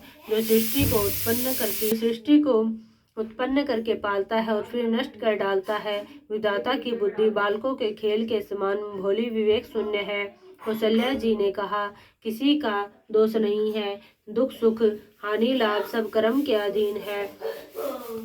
कर्म की गति कठिन दुर्विज्ञेय है, उसे विधाता ही जानता है। जो शुभ और अशुभ सभी फलों का देने वाला है। ईश्वर की आज्ञा सभी के सिर पर है। उत्पत्ति, स्थिति, पालन और लय संहार तथा अमृत और विष के भी सिर पर है। ये सब भी उसी के अधीन है। हे देवी, मोहवश मोहवश सोच करना व्यर्थ है। विधाता का प्रपंच ऐसा ही अचल और अनादि है। महाराज के मरने और जीने की बात को हृदय में याद करके जो चिंता करती है वह तो हे सखी हम अपने ही हित की हानि देखकर स्वार्थवश करती है। सीता जी की माता ने कहा, आपका कथन उत्तम और सत्य है। आप पुण्यात्माओं के सीमा रूप अवधपति महाराज दशरथ जी की ही तो रानी है, फिर भला ऐसा क्यों न कहेंगी। कौशल्या जी ने दुख भरे हृदय से कहा, श्री राम लक्ष्मण और सीता वन में जाएं, इसका परिणाम तो अच्छा ही होगा, बुरा नहीं। मुझे तो भरत की चिंता है। ईश्वर के अनुग्रह और आपके आशीर्वाद से मेरे चारों पुत्र और चारों बहुएं गंगा जी के जल के समान पवित्र है। हे सखी, मैंने कभी श्री राम की सौगंध नहीं की, सो आज श्री राम की शपथ करके सत्य भाव से कहती हूँ। भरत के शील गुण, नम्रता, बड़प्पन, भाईपन, भक्ति, भरोसे और अच्छेपन का वर्णन करने में सरस्वती जी की बुद्धि भी हिचकती है। सीप से कहीं समुद्र उलीचे जा सकते हैं। मैं भरत को सदा कुल का दीपक जानती हूँ। महाराज ने भी बार बार मुझे यही कहा था। सोना कसौटी पर कसे जाने पर और रतन पारखी जौहरी के मिलने पर भी पहचाना जाता है, वैसे ही पुरुष की परीक्षा समय पड़ने पर उसके स्वभाव से ही उसका चरित्र देखकर ही हो जाती है। किंतु आज मेरा ऐसा कहना भी अनुचित है। शोक और स्नेह में सियानापन विवेक कम हो जाता है। लोग कहेंगे कि मैं स्नेहवश भरत की बड़ाई कर रही हूँ। कौशल्या जी की गंगा जी के समान पवित्र करने वाली वाणी सुनकर सब रानियां स्नेह के मारे विकल हो उठी। कौशल्या जी ने फिर धीरज धरकर कहा, हे देवी मिथिलेश्वरी, सुनिए ज्ञान के भंडार श्री जनक जी की प्रिया, आपको कौन उपदेश दे सकता है। हे रानी, मौका पाकर आप राजा को अपनी ओर से जहां तक हो सके समझाकर कहिएगा कि लक्ष्मण को घर रख लिया जाए और भरत वन को जाए। यदि यह राय राजा के मन में ठीक जच जाए तो भली भांति खूब विचार कर ऐसा यत्न करें। मुझे भरत का अत्यधिक सोच है। भरत के मन में गूढ़ प्रेम है। उनके घर रहने में मुझे भलाई नहीं जान पड़ती। यह डर लगता है कि उनके प्राणों को कोई भय न हो जाए। कौशल्या जी का स्वभाव देखकर और उनकी सरल और उत्तम वाणी को सुनकर सब रानियां करुण रस में निमग्न हो गई। आकाश से पुष्प वर्षा की झड़ी लग गई और धन्य है की ध्वनि होने लगी। सिद्ध योगी और मुनि स्नेह से स्थिर हो गए। सारा रनिवास देखकर थकित रह गया, निस्तब्ध हो गया। तब सुमित्रा जी ने धीरज धर के कहा कि हे देवी, 2 घड़ी रात बीत गई है। यह सुनकर श्री राम जी की माता कौशल्या जी प्रेम पूर्वक उठी और प्रेम सहित सद्भाव से बोली, अब आप शीघ्र डेरे को पधारिए। हमारे तो अब ईश्वर ही गति है अथवा मिथिलेश्वर जनक जी सहायक है। कौशल्या जी के प्रेम को देखकर और उनके विनम्र वचनों को सुनकर जनक जी की प्रिय पत्नी ने उनके पवित्र चरण पकड़ लिए और कहा, हे देवी, आप राजा दशरथ जी की रानी और श्री राम जी की माता हैं। आपकी ऐसी नम्रता उचित ही है। प्रभु अपने नीच जनों का भी आदर करते हैं। अग्नि धुएं को और पर्वत तृण घास को अपने सिर पर धारण करते हैं। हमारे राजा तो कर्म, मन और वाणी से आपके सेवक हैं और सदा सहायक तो श्री महादेव पार्वती जी हैं। आपका सहायक होने योग्य जगत में कौन है। दीपक सूर्य की सहायता करने जाकर कहीं शोभा पा सकता है। श्री रामचंद्र जी वन में जाकर देवताओं का कार्य करके अवधपुरी में अचल राज्य करेंगे। देवता, नाग और मनुष्य सब श्री रामचंद्र जी की भुजाओं के बल पर अपने अपने स्थानों लोकों में सुखपूर्वक बसेंगे।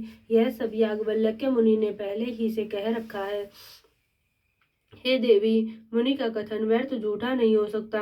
ऐसा कहकर बड़े प्रेम से पैरों पड़कर सीता जी को साथ भेजने के लिए विनती करके और सुंदर आज्ञा पाकर तब सीता जी समेत सीता जी की माता डेरे को चली।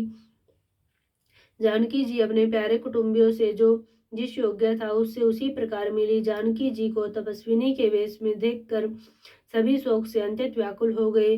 जनक जी श्री राम जी के गुरु वशिष्ठ जी की आज्ञा पाकर डेरे को चले और आकर उन्होंने सीता जी को देखा। जनक जी ने अपने पवित्र प्रेम और प्राणों की पावनी जानकी जी को हृदय से लगा लिया। उनके हृदय में वात्सल्य प्रेम का समुद्र उमड़ पड़ा। राजा का मन मानो प्रयाग हो गया। उस समुद्र के अंदर उन्होंने आदि शक्ति सीता जी के अलौकिक स्नेह रूपी अक्षय वट को बढ़ते हुए देखा। उस सीता जी के प्रेम रूपी वट पर श्री राम जी का प्रेम रूपी बालक बाल रूपधारी भगवान सुशोभित हो रहा है। जनक जी का ज्ञान रूपी चिरंजीवी मार्कंडेय मुनि व्याकुल होकर डूबते डूबते मानो उस श्री राम प्रेम रूपी बालक का सहारा पाकर बच गया। वस्तुतः ज्ञानी शिरोमणि विदेह राज की बुद्धि मोह में मगन नहीं है। यह तो श्री सीताराम जी के प्रेम की महिमा है, जिसने उन जैसे महान ज्ञानी के ज्ञान को भी विकल कर दिया। पिता माता के प्रेम के मारे सीता जी ऐसी विकल हो गई कि अपने को संभाल न सकी। परंतु परम धैर्यवती पृथ्वी की कन्या सीता जी ने समय और सुंदर धर्म का विचार कर धैर्य धारण किया। सीता जी को तपस्विनी वेश में देखकर जनक जी को विशेष प्रेम और संतोष हुआ। उन्होंने कहा, बेटी, तूने दोनों कुल पवित्र कर दिए। तेरे निर्मल यश से सारा जगत उज्जवल हो रहा है, ऐसा सब कोई कहते हैं। तेरी कीर्ति रूपी नदी देव नदी गंगा जी को भी जीत कर, जो एक ही ब्रह्मांड में बहती है, करोड़ों ब्रह्मांडों में बह चली है। गंगा जी ने तो पृथ्वी पर 3 ही स्थानों हरिद्वार, प्रयागराज और गंगा सागर को बड़ा तीर्थ बनाया है। पर तेरी इस कीर्ति नदी ने तो अनेकों संत समाज रूपी तीर्थ स्थान बना दिए हैं। पिता जनक जी ने तो स्नेह से सच्ची सुंदर वाणी कही, परंतु अपनी बड़ाई सुनकर सीता जी मानो संकोच में समा गई। पिता माता ने उन्हें फिर से हृदय से लगा लिया और हित भरी सुंदर चीख और आशीष दी। सीता जी कुछ कहती नहीं है, परंतु मन में सकुच आ रही है कि रात में सासुओं की सेवा छोड़कर यहाँ रहना अच्छा नहीं है। रानी सुनैना जी ने जानकी जी का रुख देखकर उनके मन की बात समझकर राजा जनक जी को जना दिया। तब दोनों अपने हृदयों में सीता जी के शील और स्वभाव की सराहना करने लगे। राजा रानी ने बार बार मिलकर और हृदय से लगाकर तथा सम्मान करके सीता जी को विदा किया। चतुर रानी ने समय पाकर राजा से सुंदर वाणी में भरत जी की दशा का वर्णन किया। सोने में सुगंध और समुद्र में से निकली हुई सुधा में चंद्रमा के सार अमृत के समान भरत जी का व्यवहार सुनकर राजा ने प्रेम विह्वल होकर अपने प्रेमाश्रुओं के जल से भरे नेत्रों को मूंद लिया। वे भरत जी के प्रेम में मानो ध्यानस्थ हो गए हो। वे शरीर से पुलकित हो गए और मन में आनंदित होकर भरत जी के सुंदर यश की सराहना करने लगे। वे बोले, हे सुमुखी, हे सुनैनी, सावधान होकर सुनो। भरत जी की कथा संसार के बंधन से छुड़ाने वाली है। धर्म, राजनीति और ब्रह्म विचार, इन तीनों विषयों में अपनी बुद्धि के अनुसार मेरी थोड़ी बहुत गति है, अर्थात इनके संबंध में मैं कुछ जानता हूँ। वह धर्म, राजनीति और ब्रह्म ज्ञान में प्रवेश रखने वाली मेरी बुद्धि भरत जी की महिमा का वर्णन तो क्या करे, छल करके भी उसकी छाया तक को नहीं छू पाती। ब्रह्मा जी, गणेश जी, शेष जी, महादेव जी, सरस्वती जी, कवि, ज्ञानी, पंडित और बुद्धिमान, सब किसी को भरत जी के चरित्र, कीर्ति, करनी, धर्म, शील, गुण और निर्मल ऐश्वर्य समझने में और सुनने में सुख देने वाले हैं, और पवित्रता में गंगा जी का तथा स्वाद मधुरता में अमृत का भी तिरस्कार करने वाले हैं। भरत जी असीम गुण संपन्न और उपमा रहित पुरुष हैं। भरत जी के समान बस भरत जी ही हैं, ऐसा जानो। सुमेरु पर्वत को क्या शेर के बराबर कह सकते हैं, इसलिए उन्हें किसी पुरुष के साथ उपमा देने में कवि समाज की बुद्धि भी सकुचा गई। हे श्रेष्ठ वर्ण वाली भरत जी की महिमा का वर्णन करना सभी के लिए वैसे ही अगम है जैसे जल रहित पृथ्वी पर मछली का चलना। हे रानी सुनो, भरत जी की अपरिमित महिमा को एक श्री रामचंद्र जी जानते हैं, किंतु वे भी उसका वर्णन नहीं कर सकते। इस प्रकार प्रेम पूर्वक भरत जी के प्रभाव का वर्णन करके फिर पत्नी के मन की रुचि जानकर राजा ने कहा, लक्ष्मण जी लौट जाएं और भरत जी वन को जाएं, इसमें सभी का भला है और यही सबके लिए सबके मन में है।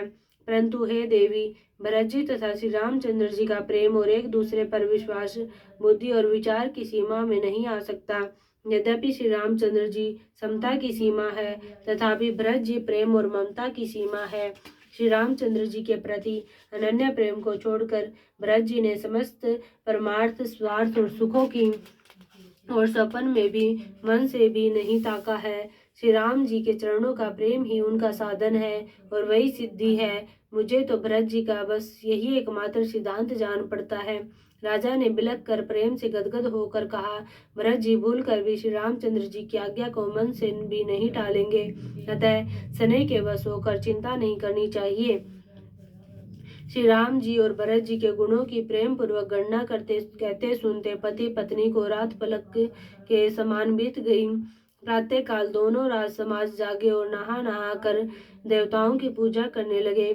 श्री रघुनाथ जी स्नान करके गुरु वशिष्ठ जी के पास गए और चरणों की वंदना करके उनका रुख पाकर बोले, हे नाथ, भरतावधपुरवासी तथा माताएं सब शोक से व्याकुल और वनवास से दुखी है।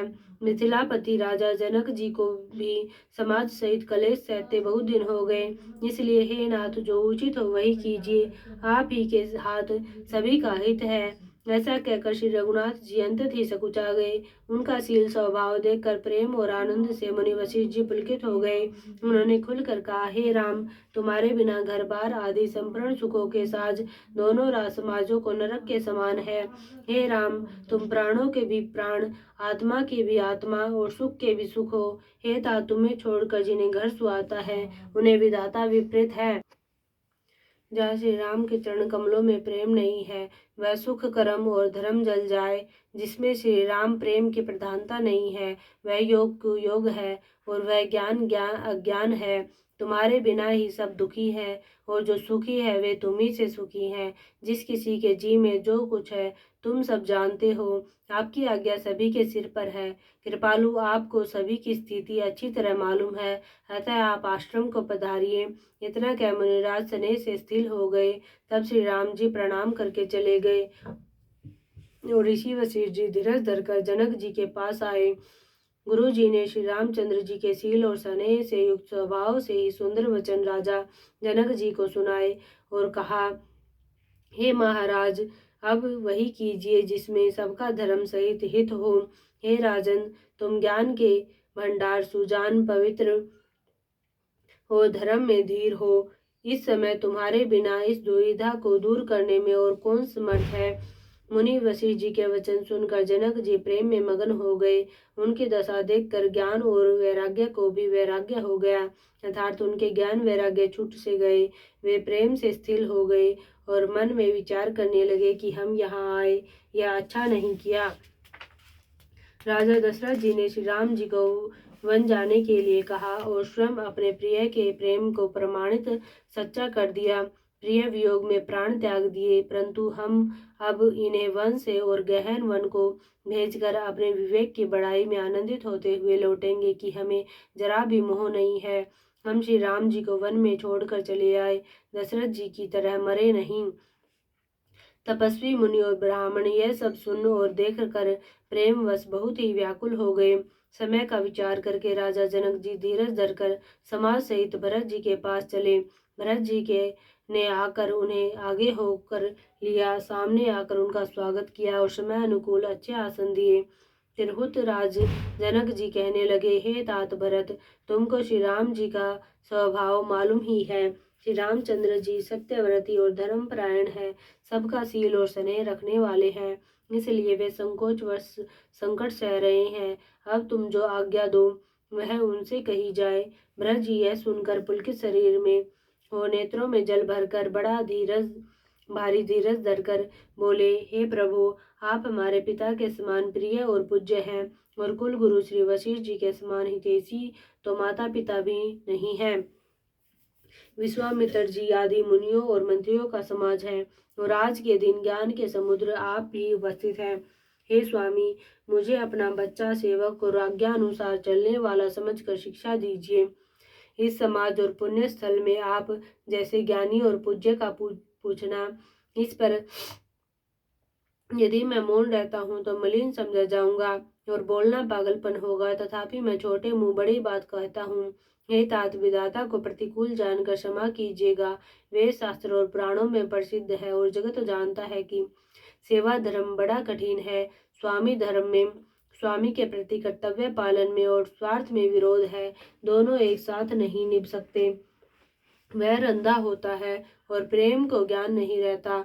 मैं स्वार्थवश कहूँगा या प्रेमवश, दोनों में ही भूल होने का वह भय है। अतएव मुझे पराधीन जानकर, मुझसे न पूछकर श्री रामचंद्र जी के रुख रुचि, धर्म और सत्य के व्रत को रखते हुए, जो सबके सम्मत और सबके लिए हितकारी हो, आप सबका प्रेम पहचान कर वही कीजिए। भरत जी के वचन सुनकर और उनका स्वभाव देखकर समाज सहित राजा जनक उनकी सराहना करने लगे। भरत जी के वचन सुगम और अगम, सुंदर, कोमल और कठोर हैं। उनमें अक्षर थोड़े हैं, परंतु अर्थ अत्यंत अपार भरा हुआ है। जैसे मुख का प्रतिबिंब दर्पण में दिखता है और दर्पण अपने हाथ में है, फिर भी वह मुख का प्रतिबिंब पकड़ा नहीं जाता। इसी प्रकार भरत जी की यह अद्भुत वाणी भी पकड़ में नहीं आती। शब्दों से उसका आशय समझ में नहीं आता। किसी से कुछ उत्तर देते नहीं बना। तब राजा जनक जी, भरत जी तथा मुनि वशिष्ठ जी समाज के साथ वहां गए, जहां देवता रूपी कुमुदों के खिलाने वाले, सुख देने वाले चंद्रमा श्री रामचंद्र जी थे। यह समाचार सुनकर सब लोग सोच से व्याकुल हो गए, जैसे नई पहली वर्षा के जल के संयोग से मछलियां व्याकुल होती है। देवताओं ने पहले कुल गुरु वशिष्ठ जी की प्रेम विह्वल दशा देखी, फिर विदेह जी के विशेष स्नेह को देखा और तब श्री राम भक्ति से ओतप्रोत भरत जी को देखा। इन सब को देखकर स्वार्थी देवता घबरा कर हृदय में हार मान गए, निराश हो गए। उन्होंने सब किसी को श्री राम प्रेम में सराबोर देखा। इससे देवता इतने सोच के वश हो गए कि जिसका कोई हिसाब नहीं। देवराज इंद्र सोच में भरकर कहने लगे कि श्री रामचंद्र जी तो स्नेह और संकोच के वश में है, इसलिए सब लोग मिलकर कुछ प्रपंच माया रचो, नहीं तो काम बिगड़ा ही समझो। देवताओं ने सरस्वती का स्मरण कर उनकी सराहना स्तुति की और कहा, हे देवी, देवता आपके शरणागत है, उनकी रक्षा कीजिए। अपनी माया रचकर भरत जी की बुद्धि को फेर दीजिए और छल की छाया कर देवताओं के कुल का पालन रक्षा कीजिए। देवताओं की विनती सुनकर और देवताओं को स्वार्थ के वश होने से मूर्ख जानकर बुद्धिमती सरस्वती जी बोली, मुझसे कह रहे हो कि भरत जी की मति पलट दो। 1000 नेत्रों से भी तुमको सुमेरु नहीं सूझ पड़ता। ब्रह्मा, विष्णु और महेश की माया बड़ी प्रबल है, किंतु वह भी भरत जी की बुद्धि की ओर ताक नहीं सकती। उस बुद्धि को तुम मुझसे कह रहे हो कि भोली कर दो, बुलावे में डाल दो। अरे चांदनी कई प्रचंड किरण वाले सूर्य को चुरा सकती है। भरत जी के हृदय में श्री सीताराम जी का निवास है। जहाँ सूर्य का प्रकाश है, वहाँ कहीं अंधेरा रह सकता है। ऐसा कहकर सरस्वती जी ब्रह्मलोक को चली गई। देवता ऐसे व्याकुल हुए जैसे रात्रि में चकवा व्याकुल होता है। मलिन मन वाले स्वार्थी देवताओं ने बुरी सलाह करके बुरा ठाट षड्यंत्र रचा, प्रबल माया जाल रचकर भय, भ्रम, अप्रीति और उच्चाटन फैला दिया। कुचाल करके देवराज इंद्र सोचने लगे कि काम का बनना बिगड़ना सब भरत जी के हाथ है। इधर राजा जनक जी, मुनि वशिष्ठ जी आदि के साथ श्री रघुनाथ जी के पास गए। सूर्य कुल के दीपक श्री रामचंद्र जी ने सबका सम्मान किया। तब रघुकुल के पुरोहित वशिष्ठ जी समय, समाज और धर्म के अविरोधी अर्थात अनुकूल वचन बोले। उन्होंने पहले जनक जी और भरत जी का संवाद सुनाया, फिर भरत जी की कही हुई सुंदर बातें कह सुनाई। फिर बोले, हे तात राम, मेरा मत तो यह है कि तुम जैसी आज्ञा दो वैसी ही सब करें। यह सुनकर दोनों हाथ जोड़कर श्री रघुनाथ जी सत्य, सरल और कोमल वाणी बोले, आपके और मिथिलेश्वर जनक जी के विद्यमान रहते मेरा कुछ कहना सब प्रकार से बद्धा अनुचित है। आपकी और महाराज की जो आज्ञा होगी, मैं आपकी शपथ करके कहता हूँ, वह सत्य ही सबको शिरोधार्य होगी। श्री रामचंद्र जी की शपथ सुनकर सभा समेत मुनि और जनक जी सकुचा गए, स्तंभित रह गए। किसी से उत्तर देते नहीं बनता। सब लोग भरत जी का मुंह ताक रहे हैं। भरत जी ने सभा को संकोच के वश देखा। राम बंधु भरत जी ने बड़ा भारी धीरज धरकर और कुसुमय देखकर अपने उमड़ते हुए प्रेम को संभाला, जैसे बढ़ते हुए विंध्याचल को अगस्त्य जी ने रोका था। शोक रूपी हिरण्याक्ष ने सारी सभा की बुद्धि रूपी पृथ्वी को हर लिया, तो जो विमल गुण समूह रूपी जगत की योनि उत्पन्न करने वाली थी, भरत जी के विवेक रूपी विशाल वराह रूपधारी भगवान ने शोक रूपी हिरण्याक्ष को नष्ट कर बिना ही परिश्रम उसका उद्धार कर दिया। भरत जी ने प्रणाम करके सबके प्रति हाथ जोड़े तथा श्री रामचंद्र जी, राजा जनक जी, गुरु वशिष्ठ जी और साधु संत सबसे विनती की और कहा, आज मेरे इस अत्यंत अनुचित बर्ताव को क्षमा कीजिएगा। मैं कोमल छोटे मुख से कठोर धृष्टतापूर्ण वचन कह रहा हूँ। फिर उन्होंने हृदय में सुहावनी सरस्वती जी का स्मरण किया। वे मानस से उनके मन रूपी मानसरोवर से उनके मुखार बिंदु पर आ विराजी। निर्मल विवेक, धर्म और नीति से युक्त भरत जी की वाणी सुंदर हंसिनी के समान गुण दोष का विवेचन करने वाली है। विवेक के नेत्रों से सारे समाज को प्रेम से स्थिर देख सबको प्रणाम कर श्री सीता जी और श्री रघुनाथ जी का स्मरण करके भरत जी बोले, हे प्रभु, आप पिता माता सुहृद मित्र गुरु स्वामी पूज्य परम हितैषी और अंतर्यामी हैं। सरल हृदय श्रेष्ठ मालिक, शील के भंडार, शरणागत की रक्षा करने वाले, सर्वज्ञ सुजान, समर्थ, शरणागत का हित करने वाले, गुणों का आदर करने वाले और अवगुणों तथा पापों को हरने वाले हैं। हे गोसाई, आप सरीखे स्वामी आप ही हैं और स्वामी के साथ द्रोह करने में मेरे समान मैं ही हूँ। मैं मोहवश प्रभु आपके और पिताजी के वचनों का उल्लंघन कर और समाज बटोर कर यहाँ आया हूँ। जगत में भले बुरे, ऊंचे और नीचे, अमृत और अमर पद, देवताओं का पद, विष और मृत्यु आदि किसी को भी कहीं ऐसा नहीं देखा सुना जो मन में भी श्री रामचंद्र जी आपकी आज्ञा को मिट दे। मैंने सब प्रकार से वही ढिठाई की, परंतु प्रभु ने उस ढिठाई को स्नेह और सेवा मान लिया। हे नाथ, आपने अपनी कृपा और भलाई से मेरा भला किया, जिससे मेरा दूषण दोष भी भूषण गुण के समान हो गए और चारों ओर मेरा सुंदर यश छा गया। हे नाथ, आपकी रीति और सुंदर स्वभाव की बड़ाई जगत में प्रसिद्ध है और वे शास्त्रों ने गाई है। जो क्रूर, कुटिल, दुष्ट, कुबुद्धि, कलंकी, नीच, शील रहित, निरीश्वरवादी, नास्तिक और निशंक निडर है, उन्हें भी आपने शरण में सम्मुख आया सुनकर एक बार प्रणाम करने पर ही अपना लिया। उन शरणागतों के दोषों को देखकर भी आप कभी हृदय में नहीं लाए और उनके गुणों को सुनकर साधुओं के समाज में उनका बखान किया। ऐसा सेवक पर कृपा करने वाला स्वामी कौन है, जो आप ही सेवक का सारा साज समान सज दे, उसकी सारी आवश्यकताओं को पूर्ण कर दे और स्वपन में भी अपनी कोई करनी न समझकर अर्थात मैंने सेवक के लिए कुछ किया है ऐसा न जानकर उल्टा सेवक को संकोच होगा, इसका सोच अपने हृदय में रखें। मैं भुजा उठाकर और प्रण रोप कर बड़े जोर के साथ कहता हूँ, ऐसा स्वामी आपके सिवा दूसरा कोई नहीं है। बंदर आदि पशु नाचते और तोते सीखे हुए पाठ में प्रवीण हो जाते हैं, परंतु तोते का पाठ प्रवीणता रूप गुण और पशु के नाचने की गति क्रम से पढ़ाने वाले और नाचने वाले के अधीन है।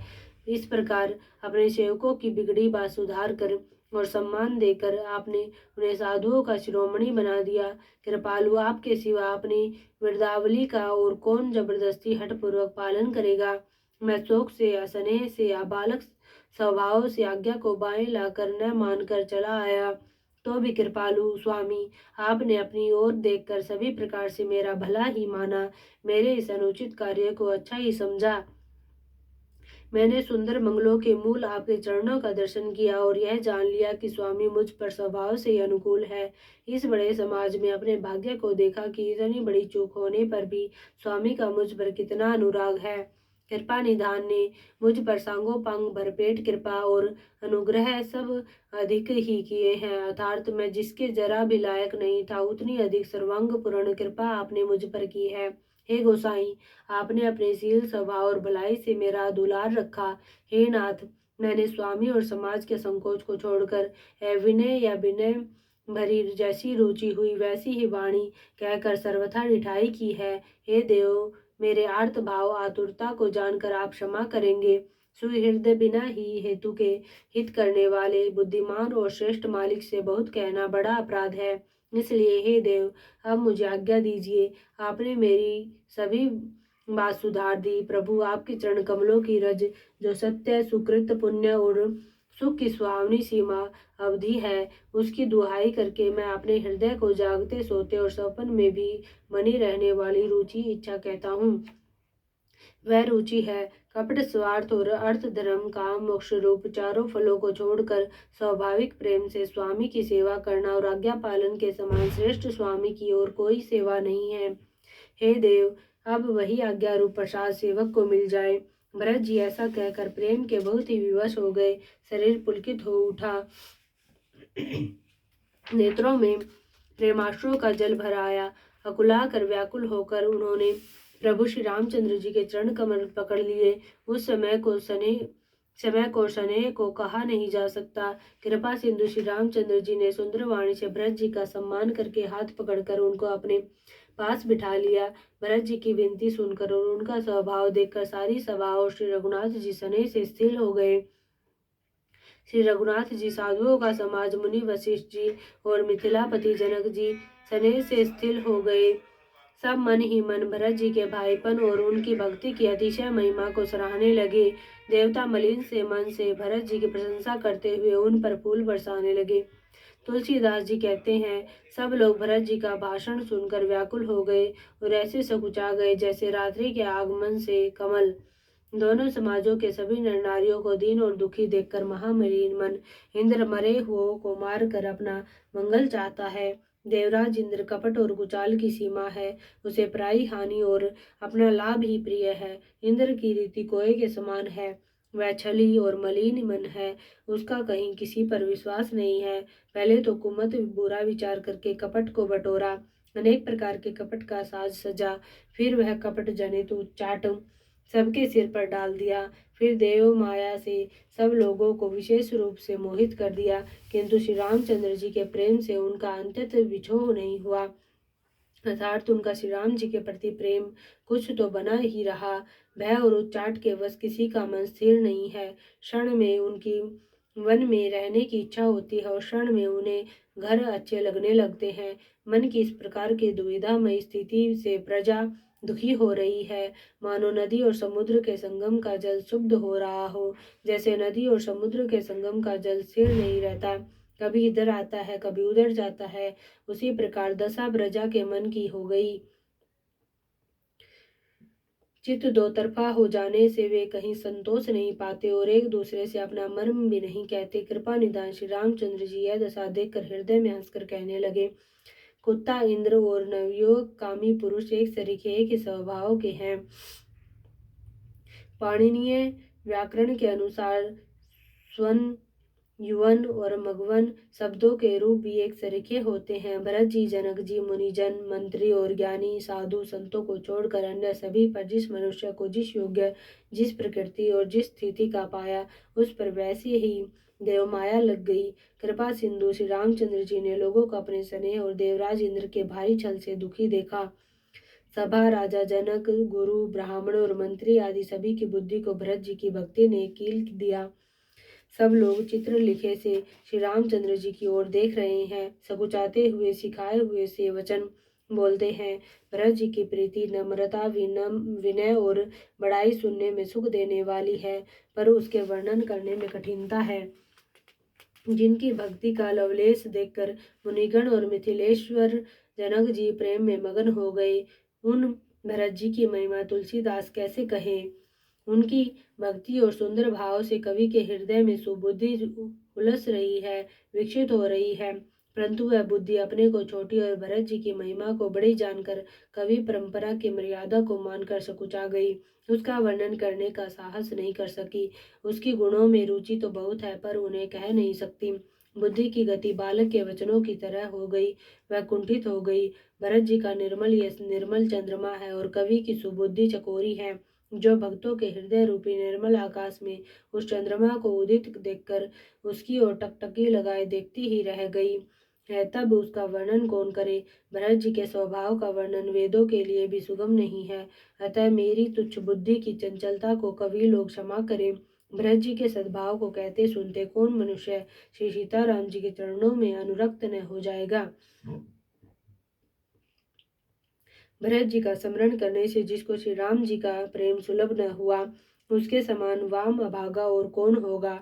दयालु और सुजान श्री राम जी ने सभी की दशा देखकर और भगत श्री भरत जी के हृदय की स्थिति जानकर धर्म धुरंधर धीर, नीति में चतुर, सत्य, स्नेहशील और सुख के समुद्र, नीति और प्रीति के पालन करने वाले श्री रघुनाथ जी देश काल अवसर और समाज को देखकर तदनुसार ऐसे वचन बोले जो मानो वाणी के सर्वस्व ही थे, परिणाम में हितकारी थे और सुनने में चंद्रमा के रस अमृत सरीखे थे। उन्होंने कहा, हे तात भरत, तुम धर्म की दूरी को धारण करने वाले हो, लोक और वेद दोनों के जानने वाले और प्रेम में प्रवीण हो। हे तात, कर्म से, वचन से और मन से निर्मल तुम्हारे समान तुम ही हो। गुरुजनों के समाज में और ऐसे कुसमय में छोटे भाई के गुण किस तरह कहे जा सकते हैं। हे तात, तुम सूर्य कुल की रीति को, सत्य प्रतिज्ञा पिताजी की कीर्ति और प्रीति को, समय समाज और गुरुजनों की लज्जा मर्यादा को तथा उदासीन मित्र और शत्रु सबके मन की बात को जानते हो। तुमको सबके कर्मों कर्तव्यों का और अपने साथ तथा मेरे परम हितकारी धर्म का पता है। यद्यपि मुझे तुम्हारा सब प्रकार से भरोसा है, तथापि मैं समय के अनुसार कुछ कहता हूँ। हे तात, पिताजी के बिना उनकी अनुपस्थिति में हमारी बात केवल गुरुवंश की कृपा ने ही संभाल रखी है, नहीं तो हमारे समेत प्रजा कुटुंब परिवार सभी बर्बाद हो जाते। यदि बिना समय के संध्या से पूर्व ही सूर्यास्त हो जाए तो कहो जगत में किसको कलेश न होगा। हे तात, उसी प्रकार का उत्पात विधाता ने यह पिता किया असामयिक मृत्यु किया है, पर मुनि महाराज ने तथा मिथिलेश्वर ने सबको बचा लिया। राज्य का सब कार्य, लज्जा प्रतिष्ठा धर्म पृथ्वी धन घर, इन सभी का पालन रक्षण गुरु जी का प्रभाव सामर्थ्य करेगा और परिणाम शुभ होगा। गुरु जी का प्रसाद अनुग्रह ही घर में और वन में समाज सहित तुम्हारा और हमारा रक्षक है। माता पिता गुरु और स्वामी की आज्ञा का पालन समस्त धर्म रूपी पृथ्वी को धारण करने में शेष जी के समान है।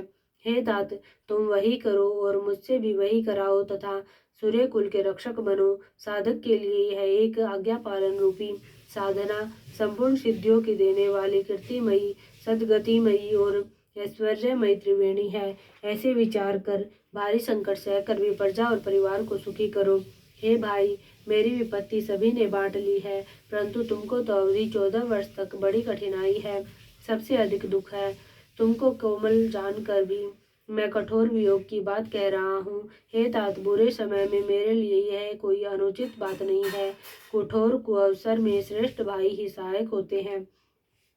वज्र के आघात भी हाथ से ही रोके जाते हैं। सेवक हाथ पैर और नेत्रों के समान और स्वामी मुख के समान होना चाहिए। तुलसीदास जी कहते हैं कि सेवक स्वामी की ऐसी प्रीति की रीति सुनकर सुकवि उसकी सराहना करते हैं। श्री रघुनाथ जी की वाणी सुनकर जो मानो प्रेम रूपी समुद्र के मंथन से निकले हुए अमृत में सनी हुई थी। सारा समाज शिथिल हो गया, सबको प्रेम समाधि लग गई। यह दशा देखकर सरस्वती ने चुप साध ली। भरत जी को परम संतोष हुआ। स्वामी के मुख अनुकूल होते ही उनके दुख और दोषों ने मुंह मोड़ लिया। वे उन्हें छोड़कर भाग गए। उनका मुख प्रसन्न हो गया और मन का विषाद मिट गया, मानो गूंगे पर सरस्वती जी की कृपा हो गई हो। उन्होंने फिर प्रेम पूर्वक प्रणाम किया और कर कमलों को जोड़कर वे बोले, हे नाथ, मुझे आपके साथ जाने का सुख प्राप्त हो गया और मैंने जगत में जन्म लेने का लाभ भी पा लिया। हे कृपालु, अब जैसी आज्ञा हो उसी को मैं सिर पर धरकर आदर पूर्वक करूं। परंतु देव, आप मुझे अवलंबन कोई सहारा दे, जिसकी सेवा कर मैं अवधि का पार पा जाऊं, अवधि को बिता दूं। हे देव स्वामी, आपके अभिषेक के लिए गुरुजी की आज्ञा पाकर मैं सब तीर्थों का जल लेता आया हूँ। उसके लिए क्या आज्ञा होती है। मेरे मन में एक और बड़ा मनोरथ है, जो भय और संकोच के कारण कहा नहीं जाता। श्री रामचंद्र जी ने कहा, हे भाई कहो।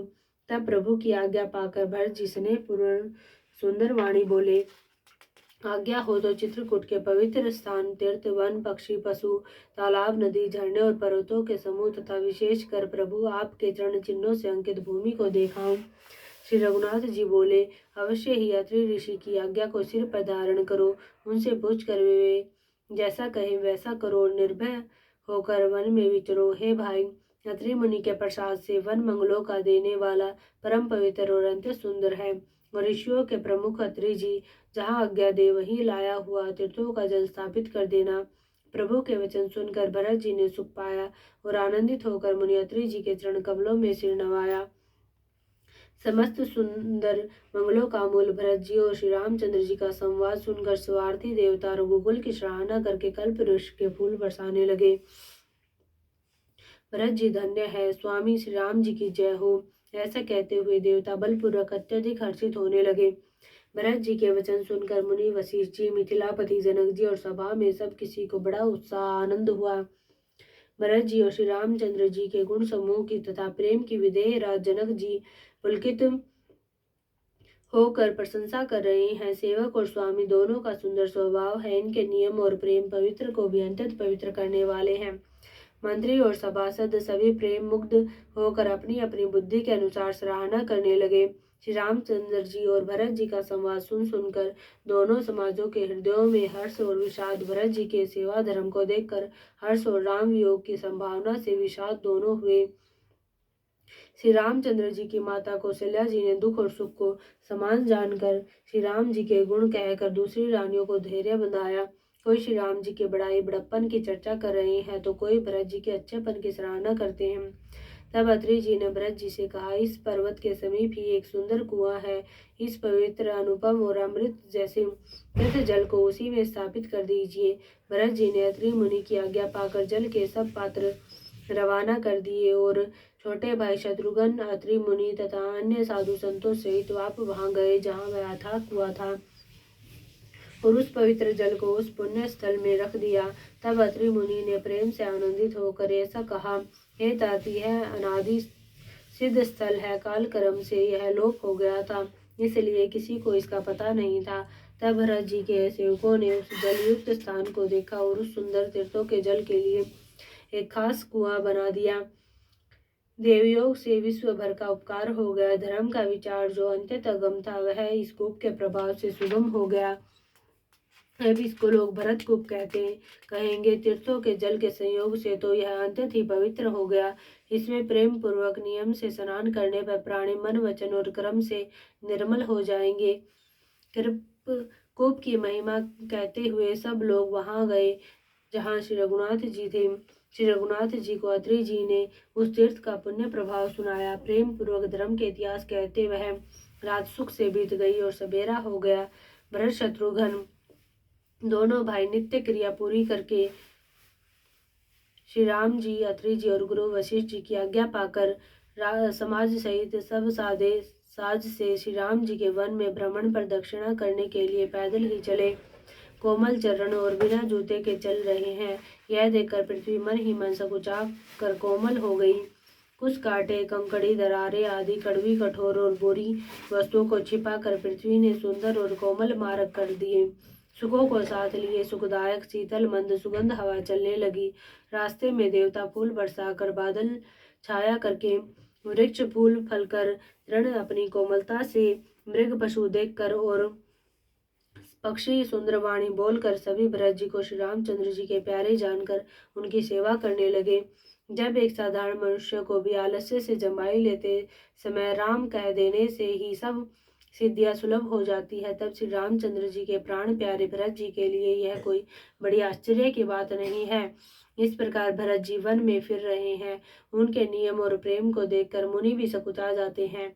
पवित्र जल के स्थान, नदी, बावली, कुंड आदि, पृथ्वी के पृथक पृथक भाग, पक्षी, पशु, वृक्ष, तृण, घास, पर्वत, वन और बगीचे सभी विशेष रूप से सुंदर, विचित्र, पवित्र और दिव्य देखकर भरत जी पूछते हैं और उनका प्रसन्न सुनकर ऋषि राजा अत्रि जी प्रसन्न मन से सबके कारण नाम, गुण और पुण्य प्रभाव को कहते हैं। भरत जी कहीं स्नान करते हैं, कहीं प्रणाम करते हैं, कहीं मनोहर स्थानों के दर्शन करते हैं और कहीं मुनि अत्रि जी की आज्ञा पाकर बैठकर सीता जी सहित श्री राम लक्ष्मण दोनों भाइयों का स्मरण करते हैं।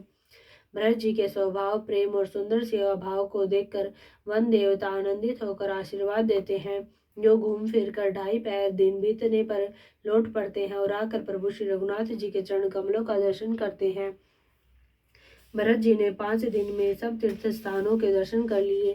भगवान विष्णु और महादेव जी का सुंदर यश कहते सुनते वह 5वां दिन भी बीत गया। संध्या हो गई। अगले 6ठे दिन सवेरे स्नान करके भरत जी, ब्राह्मण, राजा जनक और सारा समाज आ जुटा। आज सबको विदा करने के लिए अच्छा दिन है, यह मन में जानकर वे कृपालु श्री राम जी कहने में सकुचा रहे हैं। श्री रामचंद्र जी ने गुरु वशिष्ठ जी, राजा जनक जी, भरत जी और सारी सभा की ओर देखा, किंतु फिर सकुचा कर दृष्टि फेर कर वे पृथ्वी की ओर ताकने लगे। सभा उनके शील की सराहना करके सोचती है कि श्री रामचंद्र जी के समान संकोची स्वामी कहीं नहीं है। सुजान भरत जी श्री रामचंद्र जी का रुख देखकर प्रेम पूर्वक उठकर विशेष रूप से धीरज धारण कर दंडवत करके हाथ जोड़कर कहने लगे, हे नाथ, आपने मेरी सभी रुचियां रखी, मेरे लिए सब लोगों ने संताप सहा और आपने भी बहुत प्रकार से दुख पाया। अब स्वामी मुझे आज्ञा दे, मैं जाकर अवधि भर 14 वर्ष तक अवध का सेवन करूं। हे दीन दयालु, जिस उपाय से यदास्पि चरणों का दर्शन करें। हे कौशलाधीश, हे कृपालु, अवधि भर के लिए मुझे वही शिक्षा दीजिए। हे गोसाई, आपके प्रेम और संबंध से अवधपुरवासी, कुटुंबी और प्रजा सभी पवित्र और रस आनंद से युक्त है। आपके लिए भव दुख, जन्म मरण के दुख की ज्वाला में जलना भी अच्छा है। और प्रभु, आपके बिना परम पद मोक्ष का लाभ भी व्यर्थ है। हे स्वामी, आप सुजान हैं सभी के हृदय की, और मुझ सेवक के मन की रुचि, लालसा, विलासा और रहनी जानकर हे प्रणत पाल, आप सब किसी का पालन करेंगे, और हे देव, दोनों तरफ को और अंत तक निभाएंगे। मुझे सब प्रकार से ऐसा बहुत बड़ा भरोसा है, विचार करने पर तिनके के बराबर जरा सा भी सोच नहीं रह जाता। मेरी दीनता और स्वामी का स्नेह दोनों ने मिलकर मुझे जबरदस्ती ढीठ बना दिया है। हे स्वामी, इस बड़े दोष को दूर करके संकोच त्याग कर मुझ सेवक को शिक्षा दीजिए। दूध और जल को अलग अलग करने में हंसिनी की इसी गति वाली भरत जी की विनती सुनकर उसकी सभी ने प्रशंसा की। दीन बंधु और परम चतुर श्री राम जी भाई भरत जी के दीन और छल रहित वचन सुनकर देश काल और अवसर के अनुकूल वचन बोले।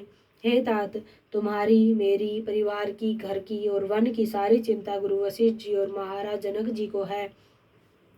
हमारे सिर पर जब गुरु जी, मुनि विश्वामित्र जी और मिथिलापति जनक जी है, तब हमें और तुम्हें सपन में भी कलेश नहीं है। मेरा और तुम्हारा तो परम पुरुषार्थ, स्वार्थ, सुयश, धर्म और परमार्थ इसी में है कि हम दोनों भाई पिताजी की आज्ञा का पालन करें। राजा की भलाई उनके व्रत की रक्षा से ही लोक और वेद दोनों में भला है। गुरु, पिता, माता और स्वामी की शिक्षा आज्ञा का पालन करने से कुमार्ग पर भी चलने पर पैर गड्ढे में नहीं पड़ता, पतन नहीं होता। ऐसा विचार कर सब सोच छोड़कर अवध जाकर अवधि भर उसका पालन करो। देश खजाना, कुटुंब, परिवार आदि सबकी जिम्मेदारी तो गुरु जी की चरण रज पर है। तुम तो मुनि वशिष्ठ जी, माताओं और मंत्रियों की शिक्षा मानकर तदनुसार पृथ्वी, प्रजा और राजधानी का पालन रक्षा कर भर करते रहना। तुलसीदास जी कहते हैं, श्री राम जी ने कहा, मुखिया मुख के समान होना चाहिए, जो खाने पीने को तो एक अकेला है, परंतु विवेक पूर्वक सब अंगों का पालन पोषण करता है।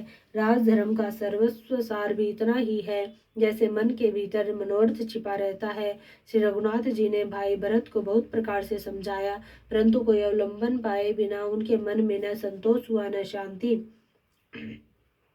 इधर तो भरत जी का शील, प्रेम और उधर गुरुजनों, मंत्रियों तथा समाज की उपस्थिति।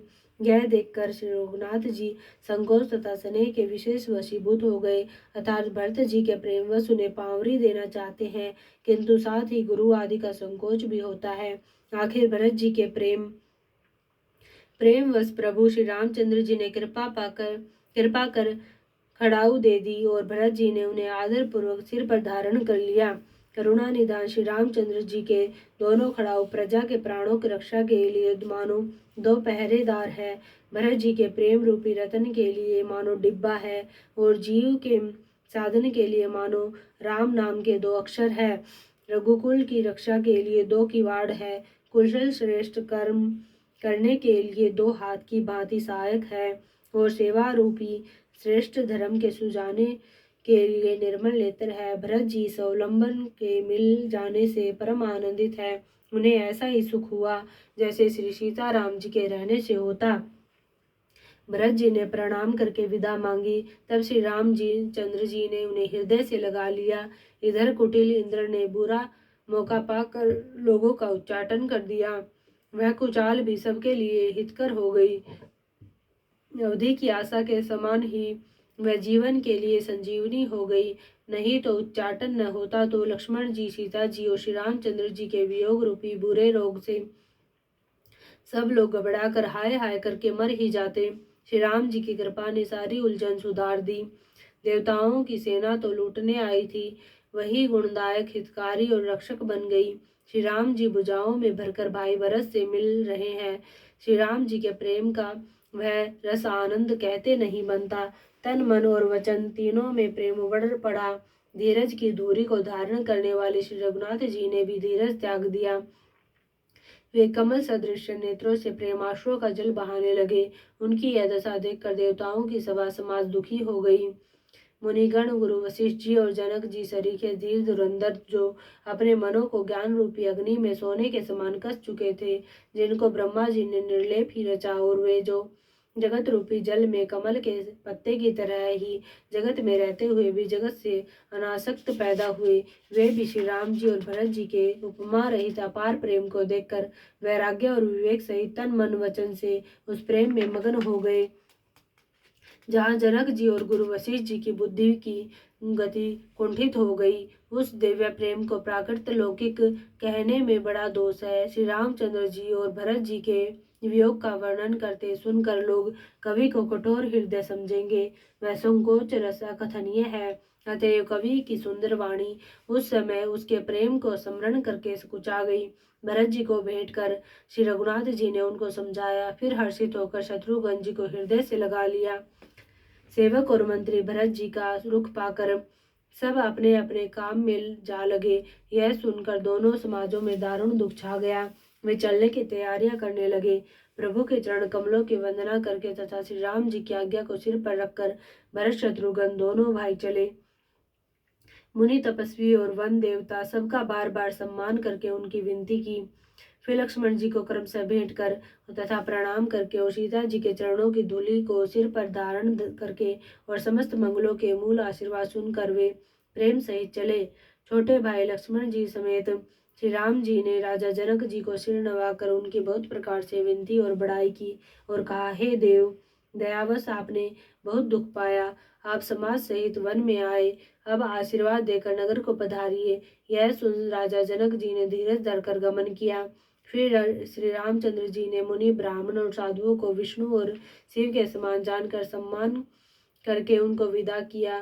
तब श्री राम लक्ष्मण दोनों भाई सास सुनैना जी के पास गए और उनके चरणों की वंदना करके आशीर्वाद पाकर लौट आए। फिर विश्वामित्र, वामदेव, जाबाली और शुभ आचरण वाले कुटुंबी नगर निवासी और मंत्री सबको छोटे भाई लक्ष्मण जी सहित श्री रामचंद्र जी ने यथा योग्य विनय प्रणाम करके विदा किया। कृपा निधान श्री रामचंद्र जी ने छोटे, मध्यम, मझले और बड़े सभी श्रेणी के स्त्री पुरुषों का सम्मान करके उनको लौटाया।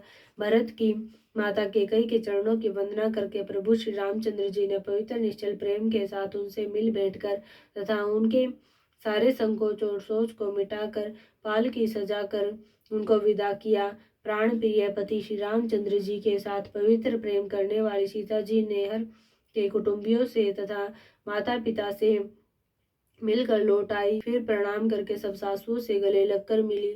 उनके प्रेम का वर्णन करने के लिए कवि के हृदय में हुलास उत्साह नहीं होता। उनकी शिक्षा सुनकर और मन चाहा आशीर्वाद पाकर सीता जी सासुओं तथा माता पिता दोनों और की प्रीति में समाई बहुत देर तक निमग्न रही। तब श्री रघुनाथ जी ने सुंदर पालकियां मंगवाई और सब माताओं को आश्वासन देकर उन पर चढ़ाया।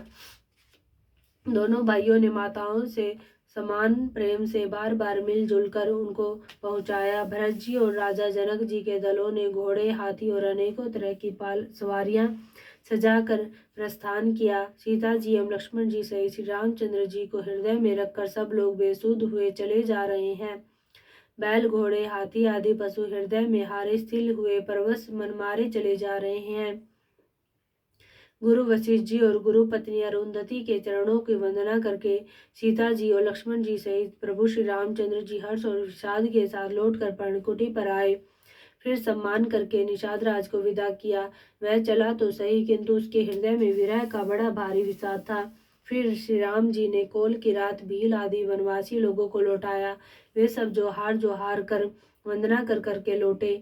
प्रभु श्री रामचंद्र जी, सीता जी और लक्ष्मण जी बड़ की छाया में बैठकर प्रियजन एवं परिवार के वियोग से दुखी हो रहे हैं। भरत जी के स्नेह स्वभाव सुंदर वाणी को बखान बखान कर वे प्रिय पत्नी सीता जी और छोटे भाई लक्ष्मण जी से कहने लगे। श्री रामचंद्र जी ने प्रेम के वश होकर भरत जी के वचन, मन, कर्म की प्रीति तथा विश्वास का अपने श्रीमुख से वर्णन किया। उस समय पक्षी, पशु और जल की मछलियां, चित्रकूट के सभी चेतन और जड़ जीव उदास हो गए। श्री रघुनाथ जी की दशा देखकर देवताओं ने उन पर फूल बरसाकर अपनी घर घर की दशा कही, दुखड़ा सुनाया। प्रभु श्री रामचंद्र जी ने उन्हें प्रणाम कर आश्वासन दिया। तब वे प्रसन्न होकर चले। मन में सारा जरा सा भी डर न रहा।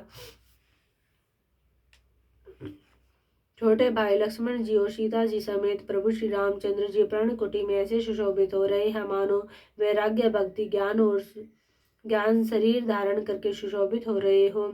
मुनि, ब्राह्मण, गुरु वशिष्ठ जी, भरत जी और राजा जनक जी, सारा समाज श्री रामचंद्र जी के विरह में विह्वल है। प्रभु के गुण समूहों का मन में स्मरण करते हुए सब लोग मार्ग में चुपचाप चले जा रहे हैं। पहले दिन सब लोग यमुना जी उतर कर पार हुए। वह दिन बिना भोजन के ही बीत गया। दूसरा मुकाम गंगा जी उतरकर गंगा पार श्रृंगवेरपुर में हुआ। वहां राम सखा निषाद राज ने सब सुप्रबंध कर दिया। फिर सही उतरकर गोमती जी में स्नान किया और चौथे दिन सब अयोध्या जी जा पहुंचे। जनक जी 4 दिन अयोध्या जी में रहे और राजकाज एवं सब साज सामान को संभाल कर तथा मंत्री गुरुजी तथा भरत जी को राज्य सौंपकर सारा समाज साज सामान ठीक करके तिरहुत को चले। नगर के स्त्री पुरुष गुरु जी की शिक्षा मानकर श्री राम जी की राजधानी अयोध्या जी में सुखपूर्वक रहने लगे। सब लोग श्री रामचंद्र जी के दर्शन के लिए नियम और उपवास करने लगे। वे भूषण और भोग सुखों को छोड़ छाड़ कर अवधि की आशा पर जी रहे हैं।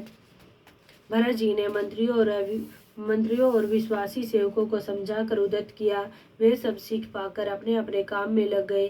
फिर छोटे भाई शत्रुघ्न जी को बुलाकर शिक्षा दी और सब माताओं की सेवा उनको सौंपी। ब्राह्मणों को बुलाकर भरत जी ने हाथ जोड़कर प्रणाम कर अवस्था के अनुसार विनय और निहोरा किया कि आप लोग ऊंचा नीचा, छोटा बड़ा, अच्छा मंदा जो कुछ भी कार्य हो उसके लिए आज्ञा दीजिए, संकोच न कीजिएगा। भरत जी ने फिर परिवार के लोगों को, नागरिकों को तथा अन्य प्रजा को बुलाकर उनका समाधान करके उनको सुखपूर्वक बसाया। फिर छोटे भाई शत्रुघ्न जी सहित वे गुरु जी के घर गए और दंडवत करके हाथ जोड़कर बोले, आज्ञा हो तो मैं नियम पूर्वक रहूं। मुनि वशिष्ठ जी पुलकित शरीर हो प्रेम के साथ बोले, हे भरत, तुम जो कुछ समझोगे, कहोगे और करोगे वही जगत में धर्म का सार होगा। भरत जी ने यह सुनकर और शिक्षा तथा बड़ा आशीर्वाद पाकर ज्योतिषियों को बुलाया और दिन अच्छा मुहूर्त साध कर प्रभु की चरण पादुकाओं को निर्विघ्नता पूर्वक सिंहासन पर विराजित कराया। फिर श्री राम जी की माता कौशल्या जी और गुरु जी के चरणों में सिर नवाकर प्रभु की चरण पादुकाओं की आज्ञा पाकर धर्म की धूरी धारण करने में धीर भरत जी ने नंदीग्राम में पर्णकुटी बनाकर उसी में निवास किया। सिर पर जटाजूट और शरीर में मुनियों के वल्कल वस्त्र धारण कर पृथ्वी को खोदकर उसके अंदर कुश की आसनी बिछाई। भोजन, वस्त्र, बर्तन, व्रत, नियम सभी बातों में वे ऋषियों के कठिन धर्म का प्रेम सहित आचरण करने लगे। गहने